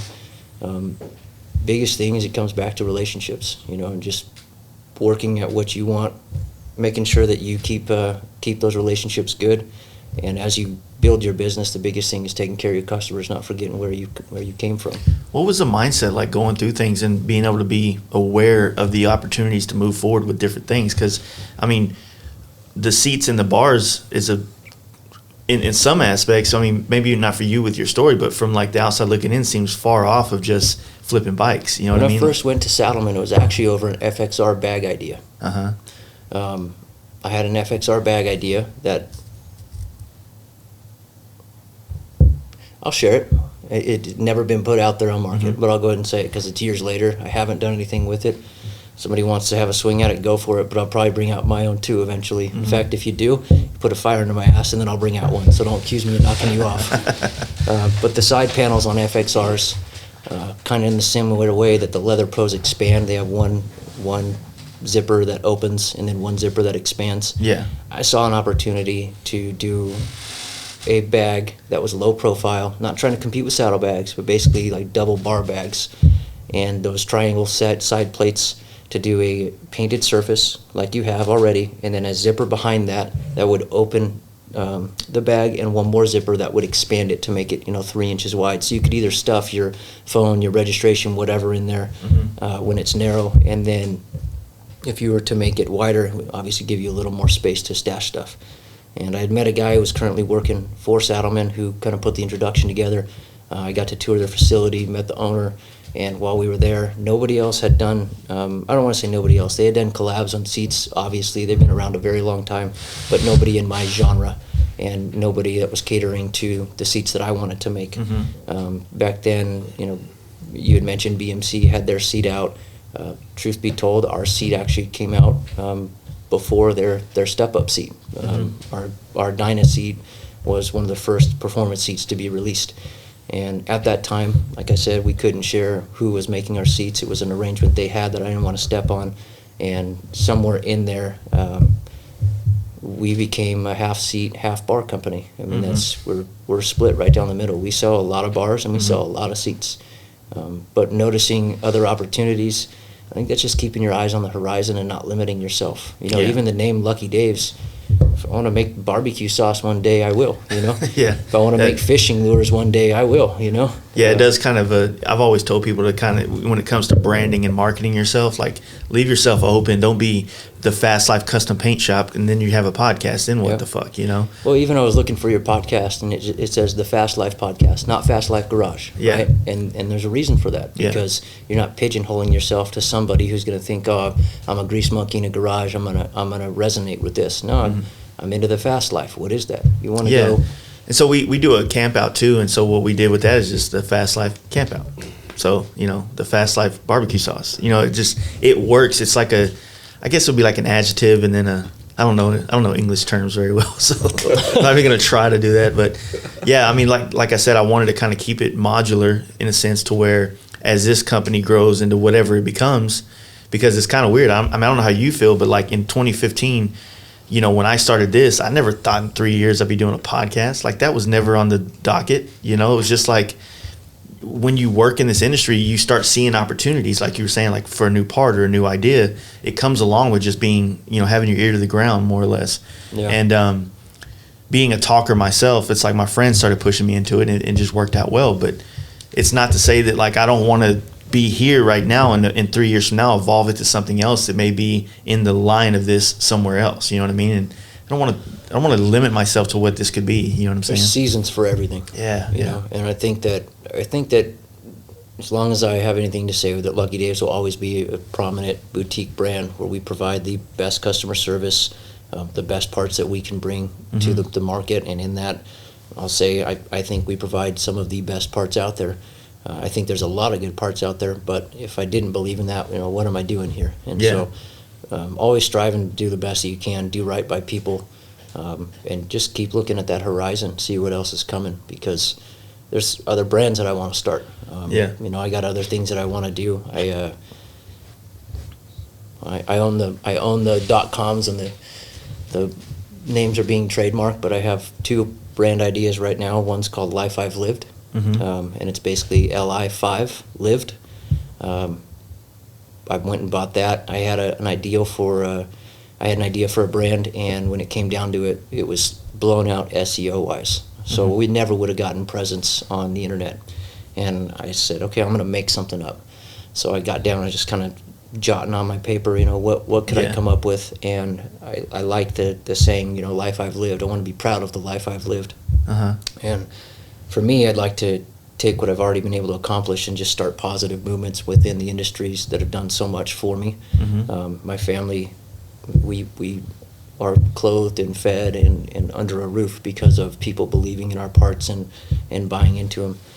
I want to be able to bring a positive influence into that industry. And so I was looking to how I can do that, and this life I've lived has kind of captivated me. It's something I really do want to pour some time and energy into, and bring people's stories, their positive stories to life, do collab t-shirts and drops and, you know, kind of along those lines.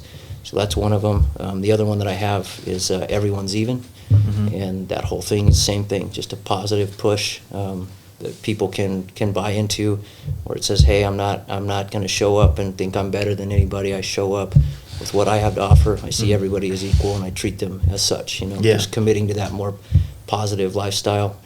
And I think as long as you're looking for that in your own life and you're looking for that in others, you're going to see those things that come about, those opportunities that come about where maybe others wouldn't. Or maybe other people see a closed door, you see a cracked door, you know? Yeah. Well, it's also good because, like I said, you kind of touched on it just now, but when you get into a certain position like you have with this company, like sometimes sponsoring that rider or that person or you know, giving them shout outs, like that can do a lot for somebody that's on the path of hustling. You know what I mean? So, you know, I think about that shit all the time. Sometimes, you know, even like you sitting down and doing this podcast, it helps bring a lot more listeners to our podcast who are fans of yours. So it's like, you know, I think we're kind of getting to that point where we can kind of do the same thing where it's like, you know, we don't really have the money to just be like, you get a car, but, you know, like when you can shed light on people and their path, their struggle and their successes and, you know, for lack of a better term, glorify them and what they're doing, then in some kind of ways is to help boost what they're doing and going for. And I think that's important because, you know, kind of like you know, in a sense, I hate saying that like it was hard for me growing up, because I don't know if it was compared to what, it was just the life that I had growing up in this industry. Right. You know, where I started, the tribulations or trials, whatever the fuck that I went through, it's just like, it just was, you know what I mean? Like, I don't know any other difference. Like, I didn't get to do it twice, and one was hard, one was easy, you know? So I look at it like, well, it would have been a lot easier if all the painters in my town were cool with each other, because then I wouldn't have had to, you know, everybody would have been talking shit, right? Yep. Oh, this guy sucks because this one spot right here that, you know, everybody has that spot. You know what I mean? Yeah. So when we started doing this podcast, I wanted to bring painters on. My competition, my direct competition, I wanted to have these guys on and show the world that, hey, like, we're boys. Stop trying to pit us against each other. Because you get those customers out there that'll, like, call, you know, Gerald at Valley Customs and get a price, and then call me and be like, man, I just talked to that guy Gerald, man. He was an asshole, man. Like, I really like your work better. You know, trying to pit the competition side of us against each other. And realistically, it's like, you know, not saying that I don't love customers and need them, but there's plenty of them to go around for all of us. So it's like, I'd rather maintain great friendships with these shops, these guys that do my work, you know, my peers in this industry. It's just not good for the industry either.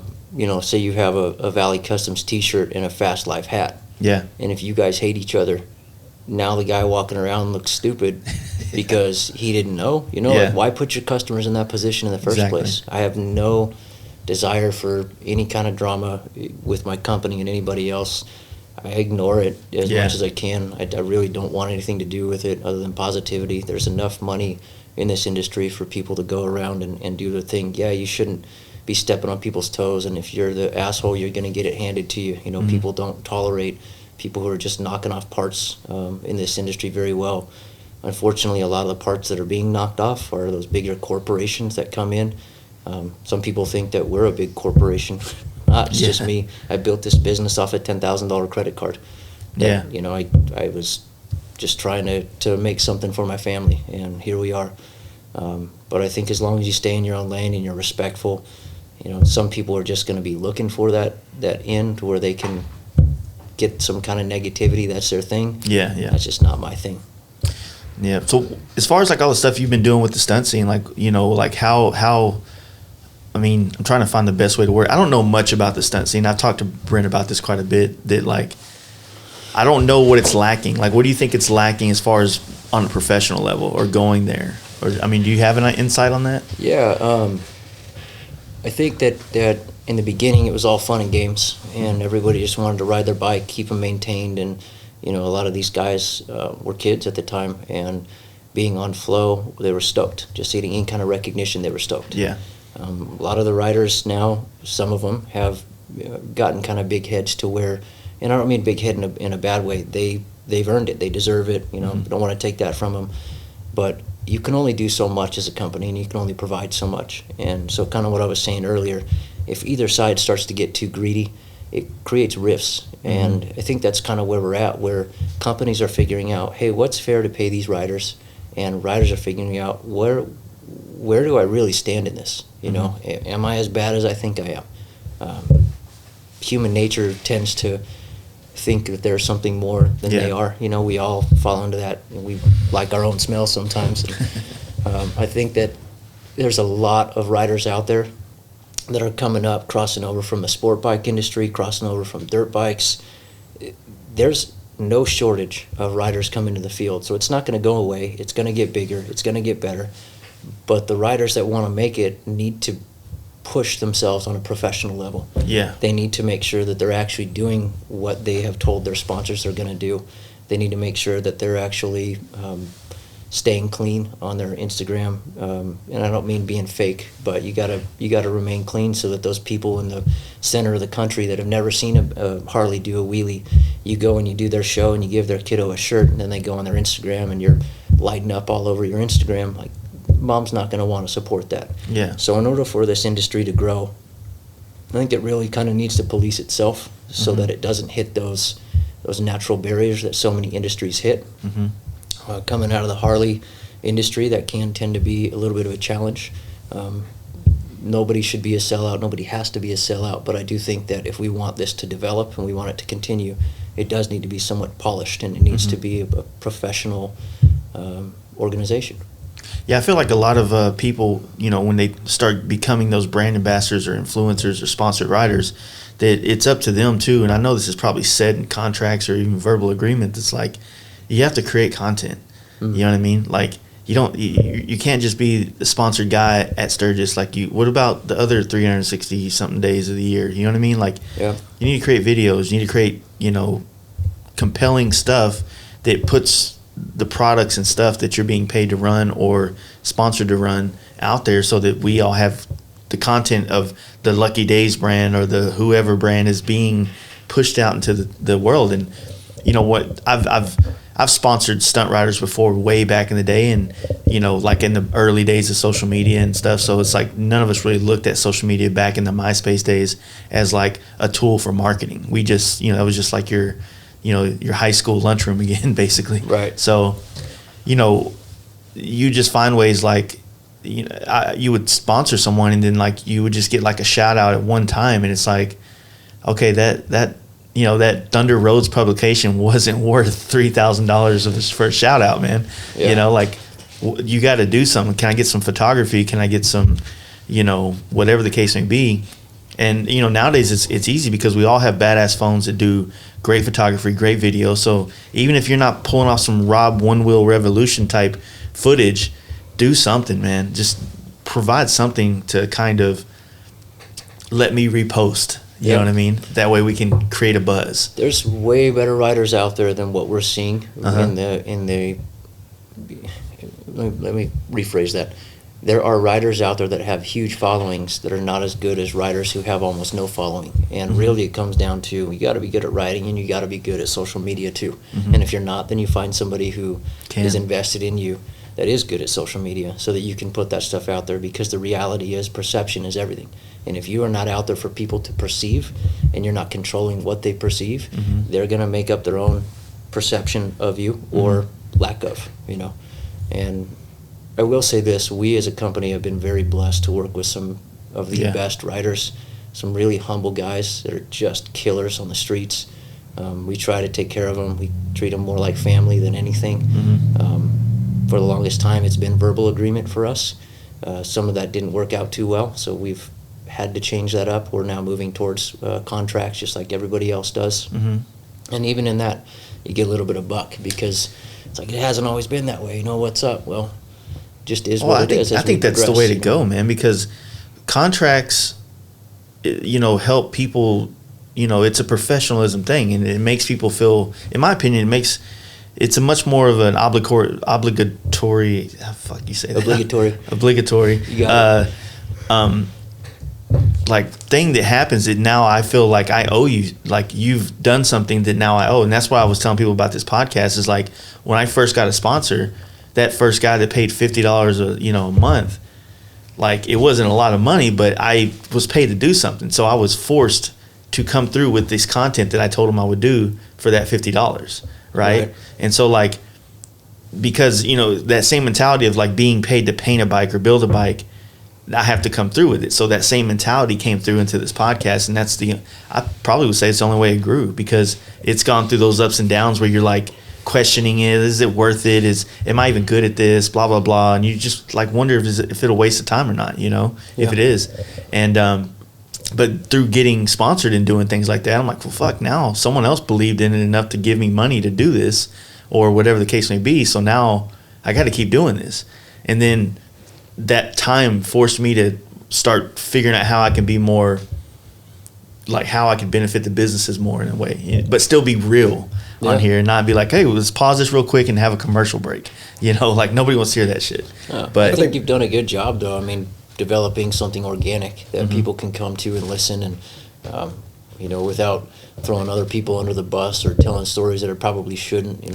I came on here trying to have the mentality of I'm going to be as real as I can, because that's what people want to hear. And to date, I don't put pictures out there myself. Maybe I shouldn't have named it Lucky Dave's. When I was gonna deliver bars on the racks of an FXR, it worked in my mind. Now I have an international brand and I am Lucky Dave. I never really signed up for that. And in some ways, I think maybe that's a good thing because I don't ever want to forget where I came from. And as long as my biggest fear is that I become some arrogant asshole, then maybe I'm doing it right.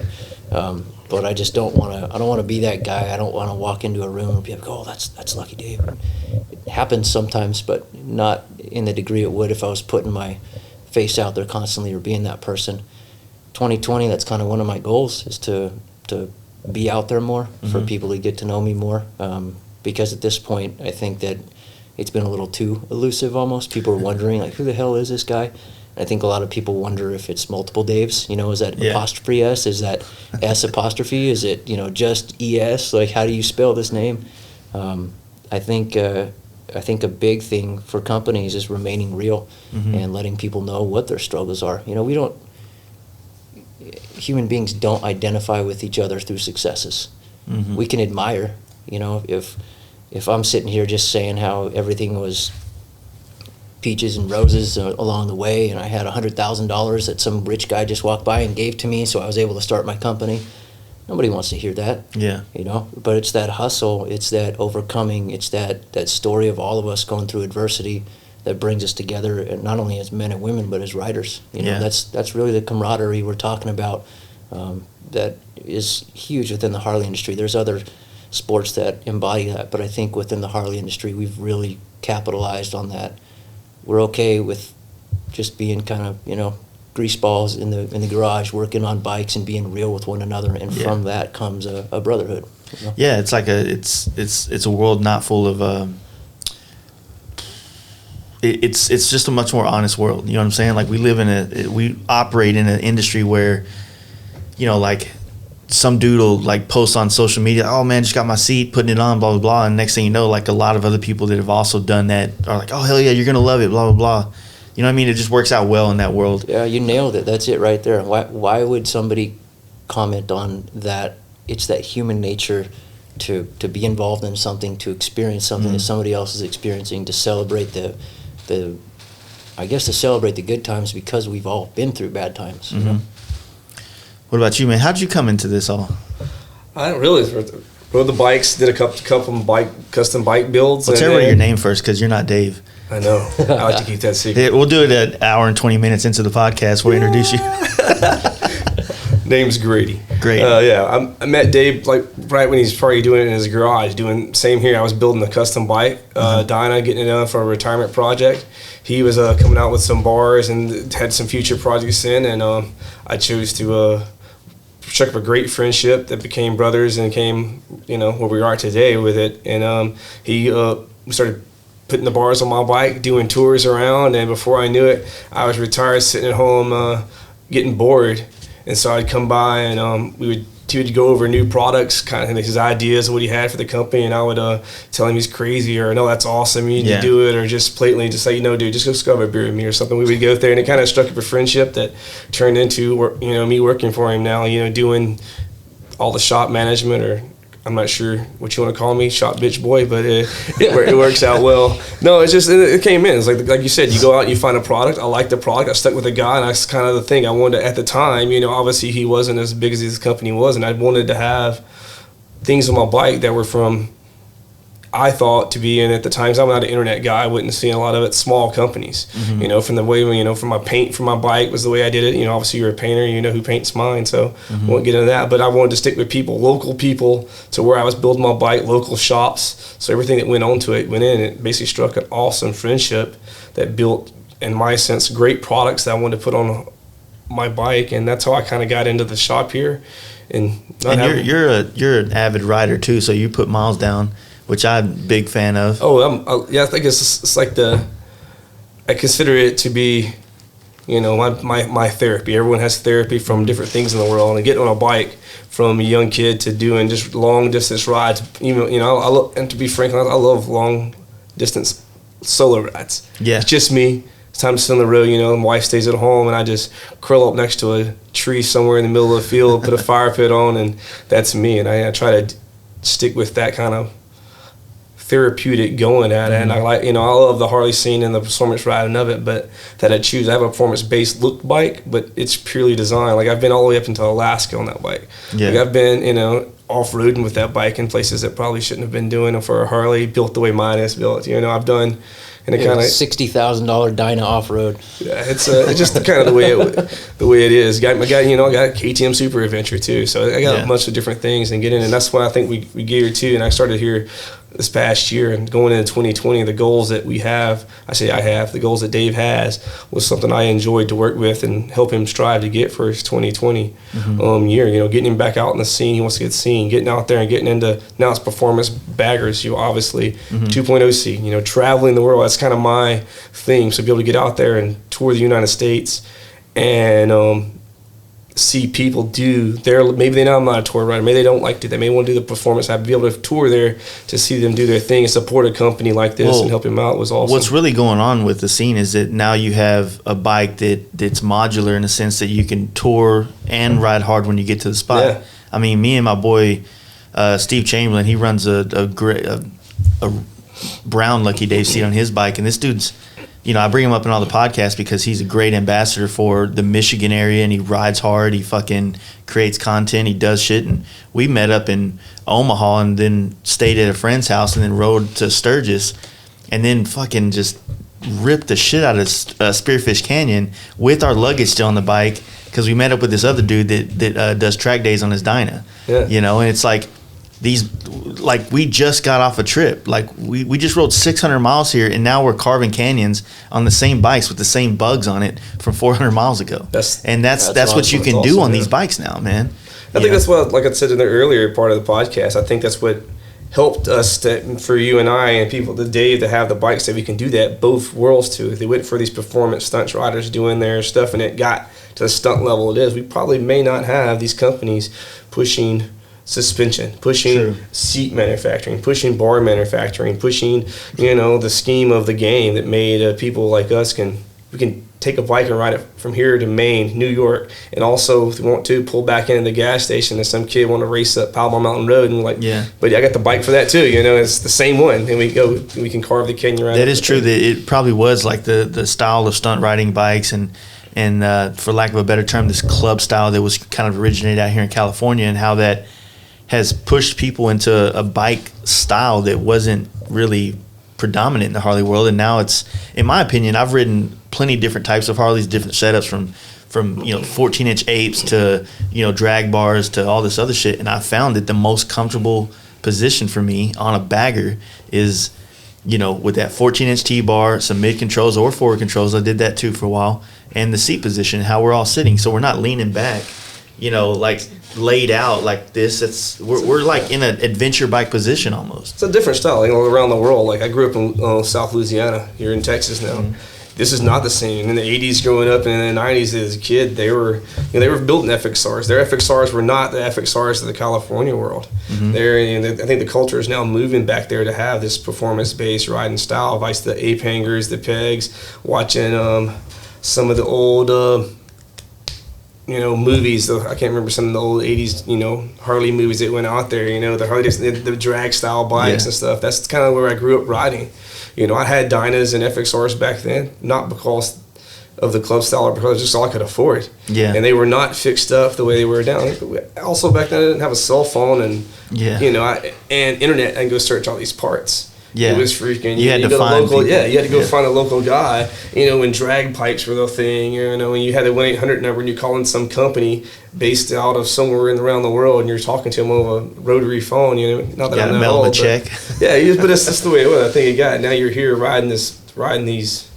Look at your bike. Look at who would thought you'd have Olin's front, and the suspension you have on your bike, or any of Dave's bikes or my bike for.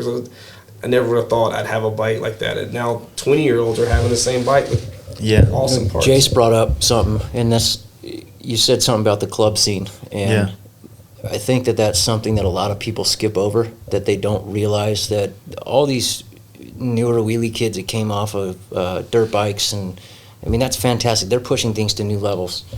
But being from Southern California, I was born at Tri-City. I've been here 37 years. I'm 37 years old. Me too. I've been a lot of places. freaking- 82 babies. right? 82? Yep. Okay, yep. here we go. I love it here, and I don't plan on going anywhere else. I'd love to have property other places one day, but this will always be my home. And anyway, having been from here, this is nothing new. These bikes, the way that they're set up, granted, you have companies that are now giving parts that were not available before, that have, like you said, has benefited the industry from newer guys that are pushing it to new levels. But dudes ripping wheelies down the street, that's nothing new to Southern California. That's been going on a long time. There's a lot of dudes in the club scene that were known for that. This setup was always about function. And, you know, I had what was probably the worst bike I ever had, as far as the example I'm giving. Okay, I had a Buell Redneck Engineering drop seat frame. Yeah. Rigid tail with a X1 Lightning motor in it that was built out. I had to run like 12 PSI and a 180 sport bike tire just so the thing wouldn't break loose. And it was just stupid fast. But it literally would sit on its frame. I didn't even have to put the kickstand down. Now, granted, you could walk up and blow on it and fall over.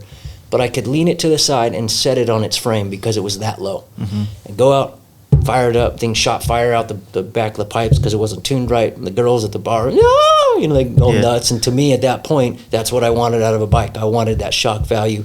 I wanted to ride away and people remember that my bike, you know. Yeah. Fast forward, I want nothing to do with a bike like that. You know, because I slowly, through seeing these guys that have been doing it so much and getting indoctrinated more into the scene, realized the value of a tagline around here is function is form. And when I look at a bike now, when I see something that handles, that performs, and I can tell that bike is set up right, the rake and trail is correct, the suspension's dialed, the bar, the seat, the peg mounts, everywhere you interface with that bike is set up. It's a shit and get bike, you know. Yeah. That's what I like. And I think that's where this industry has really brought a spotlight on those bikes, but it's important that people understand where they came from and the heritage behind it, because it's not something that people just stumbled onto. It's not something that's new. It's been like that for a long time. So that way you can stand up, you know, you get to run off the road, you stand up on your bid controls and you ride it out. I remember my carb locked up on an FXR one time and I shut it down. It was wide open, the butterfly got stuck open, and I shut it down and I thought that would be enough. Maybe it would do, you know, normalize itself, whatever. I hit the run button back, fired up, wide open throttle, and I'm splitting lanes, and I ducked between two cars into a driveway, and there was a big drop off on the backside because it's just a real steep driveway. Probably launched the thing, you know, foot or two in the air, being conservative. To me, it felt like I was 5 feet in the air. Yeah. And I remember thinking, man, if I had forward controls, I would have been screwed. Like you can't ride something like that out with forward controls. And there's just been so many instances riding in Southern California where it's essential to have a bike set up like that. So just so you can survive, so you can ride another day, you know? That makes sense. I mean, like I said, with you being able to lane split out here, that's always made it to where narrow bikes was much more popularized in California and things like that. And like I said in many podcasts, you know, different areas of the country dictate different styles of bikes being built. And in the Midwest, it's flat and long. So, you know, the pro street style bike was always a popular style bike in our area. Yeah, because there's no corners, you know. I remember going back in the day, and I wish I'd have known where we're at today. I went to a Harley dealership after buying my first bike in the 90s, and they were giving away, you know, the T-Sport fairings and the bags. Because people just didn't want them. They bought the bike, they threw them in the trash. The Harley Davidson kept them. Oh, they would smash them up so they fit in the trash. Yeah, and I remember going in the back just getting a couple extra to put them on bike. You know, at the times I couldn't afford the wrenching and stretching, the raking and stretching, and people were doing their bikes at the time. So it was like I had that style bike, and it was purely off of a financial standpoint. But I think looking at it now, I've been like, daggone, that I had all the original fairings and bags I used to have sitting in my garage, I would be sad. I think another nowadays. You know, I think another thing that's kind of like helped influence this style of motorcycling to become popularized across the nation is when you have like the chopper thing that took place in the early 2000s and the boom of that and how expensive that got really fast, right? And then they transfer that into the big wheel bagger world. And realistically, these people would have tons and tons of money dumped into a bike that they couldn't enjoy. Right? They couldn't turn. They had fat tires. You couldn't even bust a U-turn on them. Kind of more motor in those old choppers than the bike can handle for the most part. I mean, putting 124s and 131 gym motors in there and shit, and these fucking bikes are straight line bikes and stuff. And then you fast forward to the big wheel thing and how that turned into an air ride and a stereo convention and all these things that put so much strain on the functionality of the bike, from the stereo and the charging system having issues, and the weight from all the batteries and amps and speakers, to the air ride where you could literally just be cruising down the road and a bag blows and you're, no different than a mini truck, right? And so like you have these people that would dump all this money in a bike, and then the enjoyment factor, because you have that excitement when you're building a bike, right? Like, oh fuck, I cannot wait. You envision yourself ripping the coast or ripping these mountains or just cruising with your boys, right? And then it's finally done, and $20, $30, $40, $50,000 dumped in these bikes, and you get it out and the stereo keeps blowing the stator, the rectifier, the air ride keeps blowing up. It fell over because you got this fucking mammoth of a bike, and then to repaint that one part that scratched was another $1,000. And it's like, it ultimately becomes like this burden for people.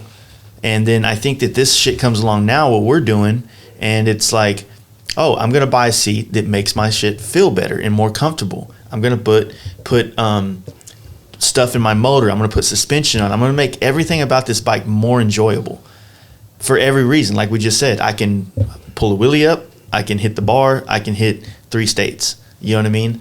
Like, it just opens up. That's a good way to put it. It opens it up so that more people are going to have better experiences building these type of bikes. Better experiences meaning that they're going to be excited about building it, and then when it's done, they get to enjoy the money and time that they invested in it, whether it's with the shop or with their boys in the garage. And I think that hopefully will help bring this scene, and help it continue to grow. Like I was saying earlier, I think this is going to be a good year for performance baggers. I spend a crap load of money in my bike, and a lot of customers call her all the time, and I love guiding them in the right direction so they can own a good looking bike that they don't have to spend stupid amount of money on them. Mm-hmm. Things I shouldn't have bought, things I should have done when I did the bike build. And I think there's the parts wise, like you said, the seats and the bars and the things we're coming out with. It's just a matter of go out there, find the guys that got the cool bikes and talk to them all, and you can probably build the similar bike for less than half the price they have in there. It's just purely off connections and their mistakes to get it done. And you've been around, you paint, you've seen it out there. There's many ways to get a cool looking bike and get it. And like I call everyone else that's on there, you can have a project build that tears any good looking bike apart and just as good in performance wise as my 19, I picked it up in September right after they came out. The first 3 things I bought was, I got a seat on the way, I got a TBR because the TBR exhaust is super cheap for those bikes, and then I put bars on it. So those 3 things, and I did nothing else to that bike for 5 months, and I rode to Cali once or twice on it. I did all this shit, and then once I was like, all right, I'm a painter, I have a black bike, I need to do something to this thing. Then I tore it down right before Born Free last year and did all the work to it, but I was content with that. Like, I was having so much fun riding a bike that I didn't care if I scratched it or dropped it in a gas station parking lot, which I did once. I wish my bike was still black, by the way, too. Sometimes. Yeah, for real. Yeah. But I like to do I call them gentlemen's builds. And it's because being in the industry, I can get deals on parts. I can get free parts a lot of times from people I know. We exchange parts. You just have a way of accomplishing things that's not open to the average Joe. Mm-hmm. And I'd rather rip around on a bike that somebody sees and it's like, oh, that's Lucky Dave's bike. I could do something like that. Yeah. And to date, I have never had a custom paint job done. I love OEM paint. Don't get me wrong. I'm probably going to. I've actually been talking to Gerald at Valley Customs for a while about doing my black road glide. Eventually, I'll get there, but I love a all blacked out bike. OEM paint tells a story of a bike and how it's been treated. It can't lie. Yeah, over time, yeah, for sure. Yeah, and so to me, like my 15 lowrider, it's got oversized injectors, it's got cam, it's got the drop-in springs. It doesn't have crazy money in suspension. I just did Patriot drop-in springs. And at that time, I was working with Hagen for a little while, a couple years back, and they were doing a really bang-for-your-buck nitrogen shock. And so that's what I put on there. And I ride the piss out of that thing, and it handles great. And that's a budget build that somebody can emulate and have a really good time on. My bagger, I've got bars, a pipe. There's not even an air cleaner on the thing. Yeah, I noticed. No tuner. No, I mean, it's got a seat, bars, and pipe. And I did that intentionally because the fact of the matter is what Harley is doing with these new bikes, it is commendable. You have a blacked out bike that everybody used to have to pay a ton of money for powder coating. you're getting something right out of the box: bars, seat, and a pipe. And you are pretty dialed. I will say the suspension's terrible on those things. Legends hooked me up with a good set of suspension for my Road Glide. I don't have that on my Road King, and getting off onto the oh my gosh, yeah. In fact, Seabear was here visiting, and I took him for a ride. He took my Road King. I was just leaving him in the dust because obviously he's a much better rider than I am. But the suspension, I can go into corners a lot better and just soak up the road. Where on that Road King, you feel like your neck's going to go through your skull. You know, you hit something going over a bridge or coming over a train crossing. Yeah. You got to stand up and kind of ride it out and hope the bike doesn't fall apart. Buck you off and shit. Yeah, exactly. No, I agree, man. Like, you know, as much as people have said, like, oh, you know, when's Harley going to catch up? I mean, like you just said, the same thing I just did. I put the same things on with an air cleaner, and I rocked that for a long time. And if, like, my bike now currently, it's still that same setup with a paint job, mid controls, and some rotors on the stock wheels, and that's it. So I take these shots of my bike, and everybody's like, "Fuck, man, you got 30 grand." No, I got, you know, if we're talking about retail on it, maybe $12,000 into the entire bike, which in the grand scheme of bike builds, like that's fucking nothing. That's, you know, that's nothing. Yeah, you can spend that on a paint job if you wanted for to. sure. Easy. You know, I always joke with the terms.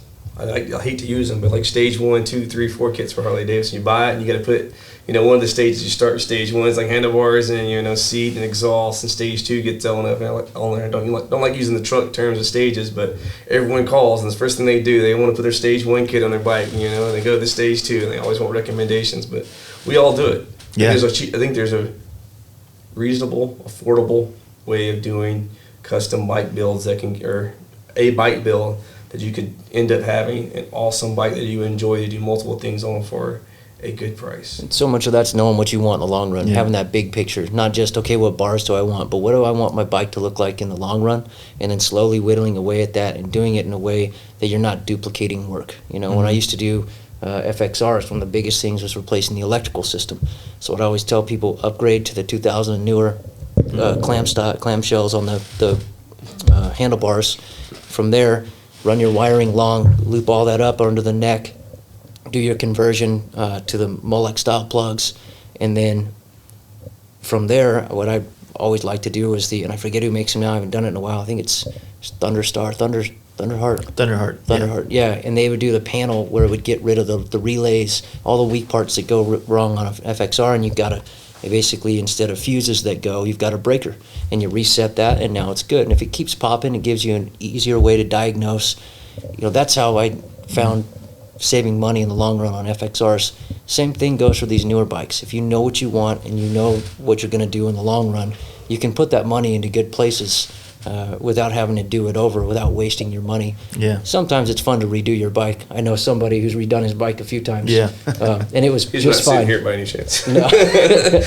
And that's part of the fun. Don't get me wrong, that bagger, that's another thing I'm looking forward to doing, custom paint on it. I want to go crazy on that thing. Just R&D right now, I've got some things that I want to bring out, and you don't generally want to do R&D on a bike that has your custom finished paint. So, eventually. It definitely opens the door, man. Like I said, and what it boils down to is people can enjoy their shit a lot more. They get more time on it, less time saving to get it. And, you know, a set of bars, a seat, like that's a high side, that's $1,000, setup. You know what I mean? That's not a lot of money in the motorcycle world. Right. I mean, realistically. So you do those two things, and all of a sudden the comfort level of the enjoyment and comfort level of riding that bike goes up. And then you get another grand, you throw, maybe $1.50, you throw an exhaust and an air cleaner on it, and now you're $2,500 in a bike that sounds badass, feels badass. I mean, it's all enjoyment going. Every dollar you're like, fuck, I'm glad I did that. Even just bars change a bike so much. Mm-hmm. And if you have that proper hand position, like I was talking about, I've had some injuries. I've had bike wrecks. I wrecked that R6 pretty good. At one point, guy came over on me. I was doing about 70, and I went up in an Indo, and then ran into the back of his bike or the back of his truck, and flipped over the side of his truck and rolled a little bit. I almost didn't ride after that, actually. Freaked me out because there was nothing that I was doing wrong. Couldn't have done. I may have been speeding a little bit, but this numbskull saw a cop pulling somebody over on the other side of the road, and there's an 8-foot divider between the roads, and he thought he needed to pull over, so he hits the brakes and jams over to the emergency lane. And you know, I from that point on, I had a little bit of an issue with my right shoulder and blood flow. I'd get numb hands. So when I went to make bars, I wanted to make sure I was getting the optimal blood flow possible, eliminate as much of that tingling as possible.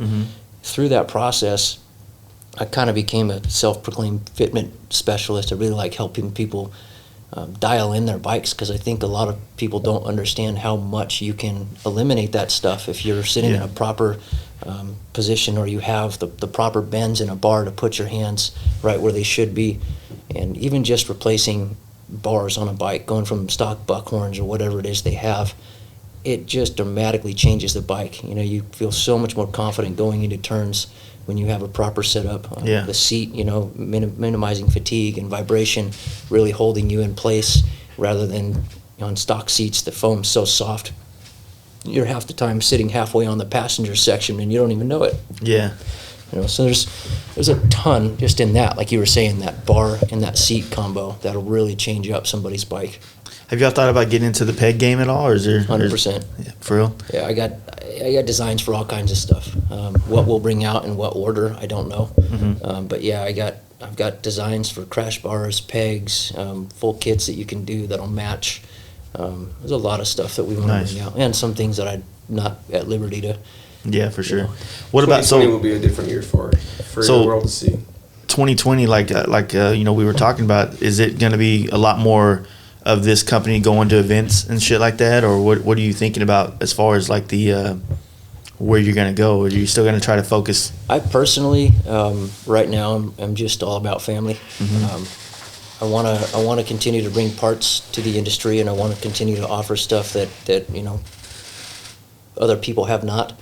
That said, I got a 7-month-old little boy. His name's Ezekiel. He's him and my 7-year-old daughter, my wife. They're my whole world. Yeah. And, building a business has definitely it's given to our family, but it's definitely taken from our family as well. So while I want to get out there and I do want to go see events, that's in due time.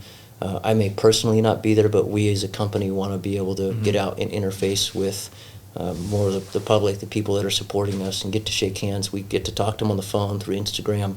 I'm looking forward to getting out there and meeting some of those people as I can. Yeah, for sure. I mean, there's a lot of good things coming on, especially performance-based. You know what I mean? Like every event this year, from Daytona to Sturgis, has got shows out the ass. It's going to be, you know, which those shows help promote people to buy these things, to dial these bikes in to go to. You know what I mean? Regardless whether, you know, I hope that everybody that is buying this type of shit is going to ride them as much as possible, but it's inevitable. I mean, this stuff looks cool, and it's becoming more accepted in everybody's eyes. Yep. So it's only natural that sooner or later we're going to have, you know, 4 fucking bike trailers pulling up with a nice dually to Sturgis, and 5 or 6 nice bikes that could rip there and back are going to be pulled out of trailers, and that's going to be the new, you know, the new big wheel, for lack of a better term. But you know, hopefully, it's kind of like why we set up our camp out, is to try to like get people to do the things that are completely enjoyable things about motorcycling, right? So when we do our shit, it's like, hey, just ride here and hang out with other people that like bikes. You know what I mean? It's like kind of like an Instagram meeting ground, if you will. It's funny, all those shows become that, you know, Born Free, the One Show. There's all these different shows up the West Coast that you see people, that even the drag races we were doing at Verona, you see people that you've seen on Instagram, and it's funny because you almost feel like you know these people. Yeah. And so many people in my phone are like, you know, John, Purple Street Bob. Like, that's how we know people, is by their bikes, you know. Yeah. Grady, 2-inch wheelies.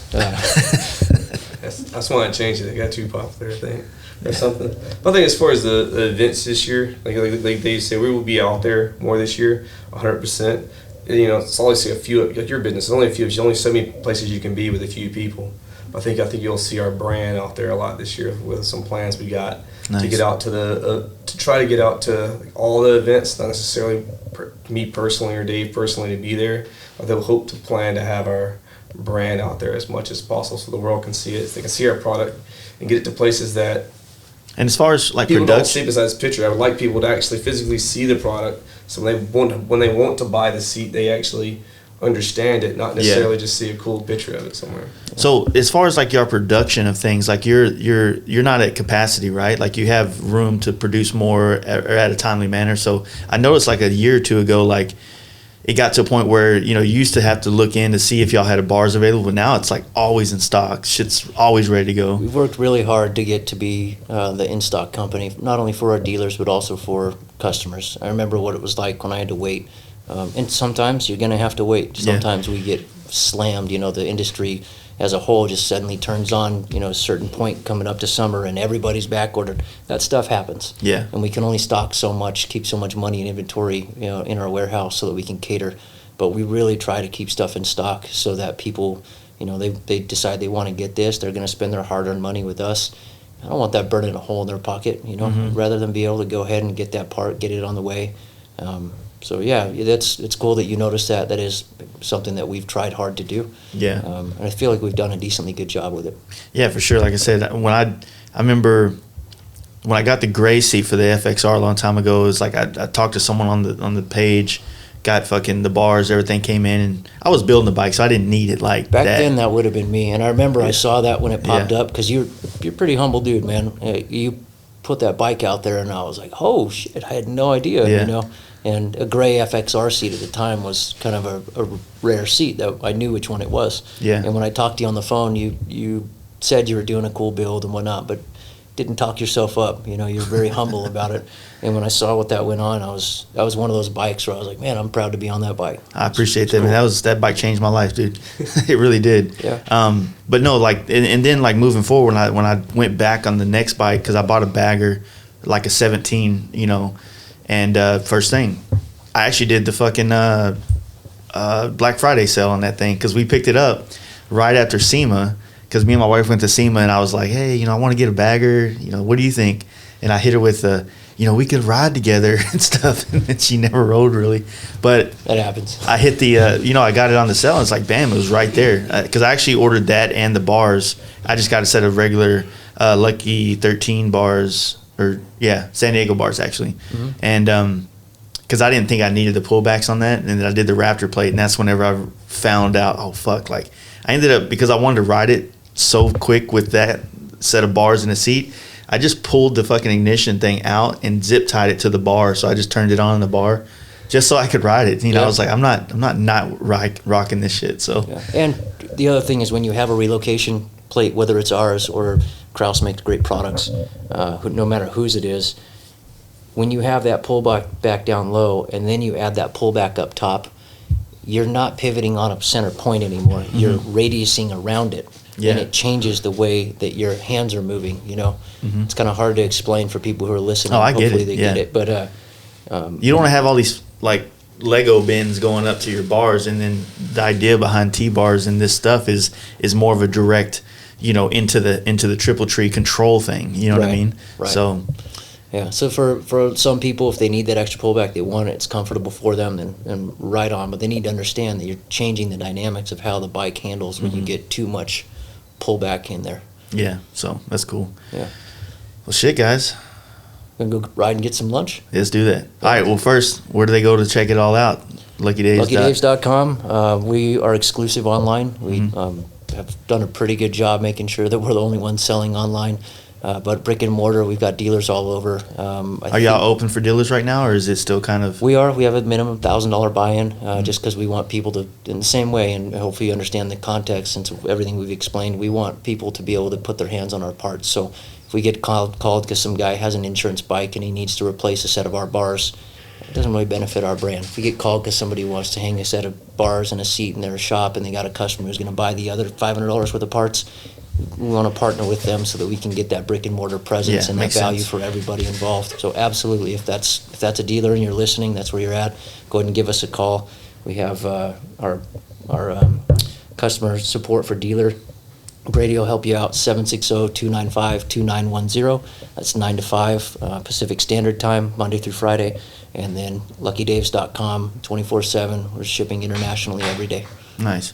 And follow you on Instagram, Lucky Daves. You got it. Hell Yes, yeah. sir. All right. Thanks, Grady. Thank you, sir. and the one and only Dave that we finally all figured out who it was. So Appreciate it. all right, Jason. man. Cool. Man, I really hope you guys enjoyed that. I know I did. Big fan, once again, of the Lucky Days brand, the seats, the bars, everything they got going, and really looking forward to seeing all the things that Dave has planned for the future. I also want to thank all our sponsors, SimpsonMotorcycleHelmets.com, TeamDreamRides.com, BigBearPerformance.com, PaintHuffer.com, FastLife12 for 10% off at checkout, ShopTmax.com, Lexan-Moto.com, and FastLife at checkout for 15% off. Also, last but not least, BoostedBrad.com, and don't forget FastLife at checkout for 5% off all your orders. Thank you guys for joining us again. Really looking forward to 2020. It's rolling. I mean, we've had a great first month of podcasts, and as we come up to our last two guests that we did from our California trip, I also have ready to release. I have another podcast from John Jessup and my buddy Jason Hallman from Cycle Stop USA, and I'm gonna call that podcast East Coast and West Coast, because literally John Jessup's in the West Coast, and obviously the other one's on the East Coast. So I got 3 more podcasts to release this month. Really looking forward to it. Might even have a couple more. Yeah, dude, it's rocking and rolling. It's going. And thank you guys for supporting this. Thank you for sharing it. And don't forget, if you do dig this podcast, whatever platform you're listening to it, if you like it, comment, or not comment, but like review it. Just, all that shit, whatever. Just whatever you can do to help it kind of grow, man. I appreciate it. Keep telling your friends, and keep being cool. We'll see you guys next Monday with another podcast with my buddy, actually, Jade Affiliated. He's a wheel maker. He CNCs and shit. You know what I mean? It's going to be a good one. We'll see you on Monday. Peace out.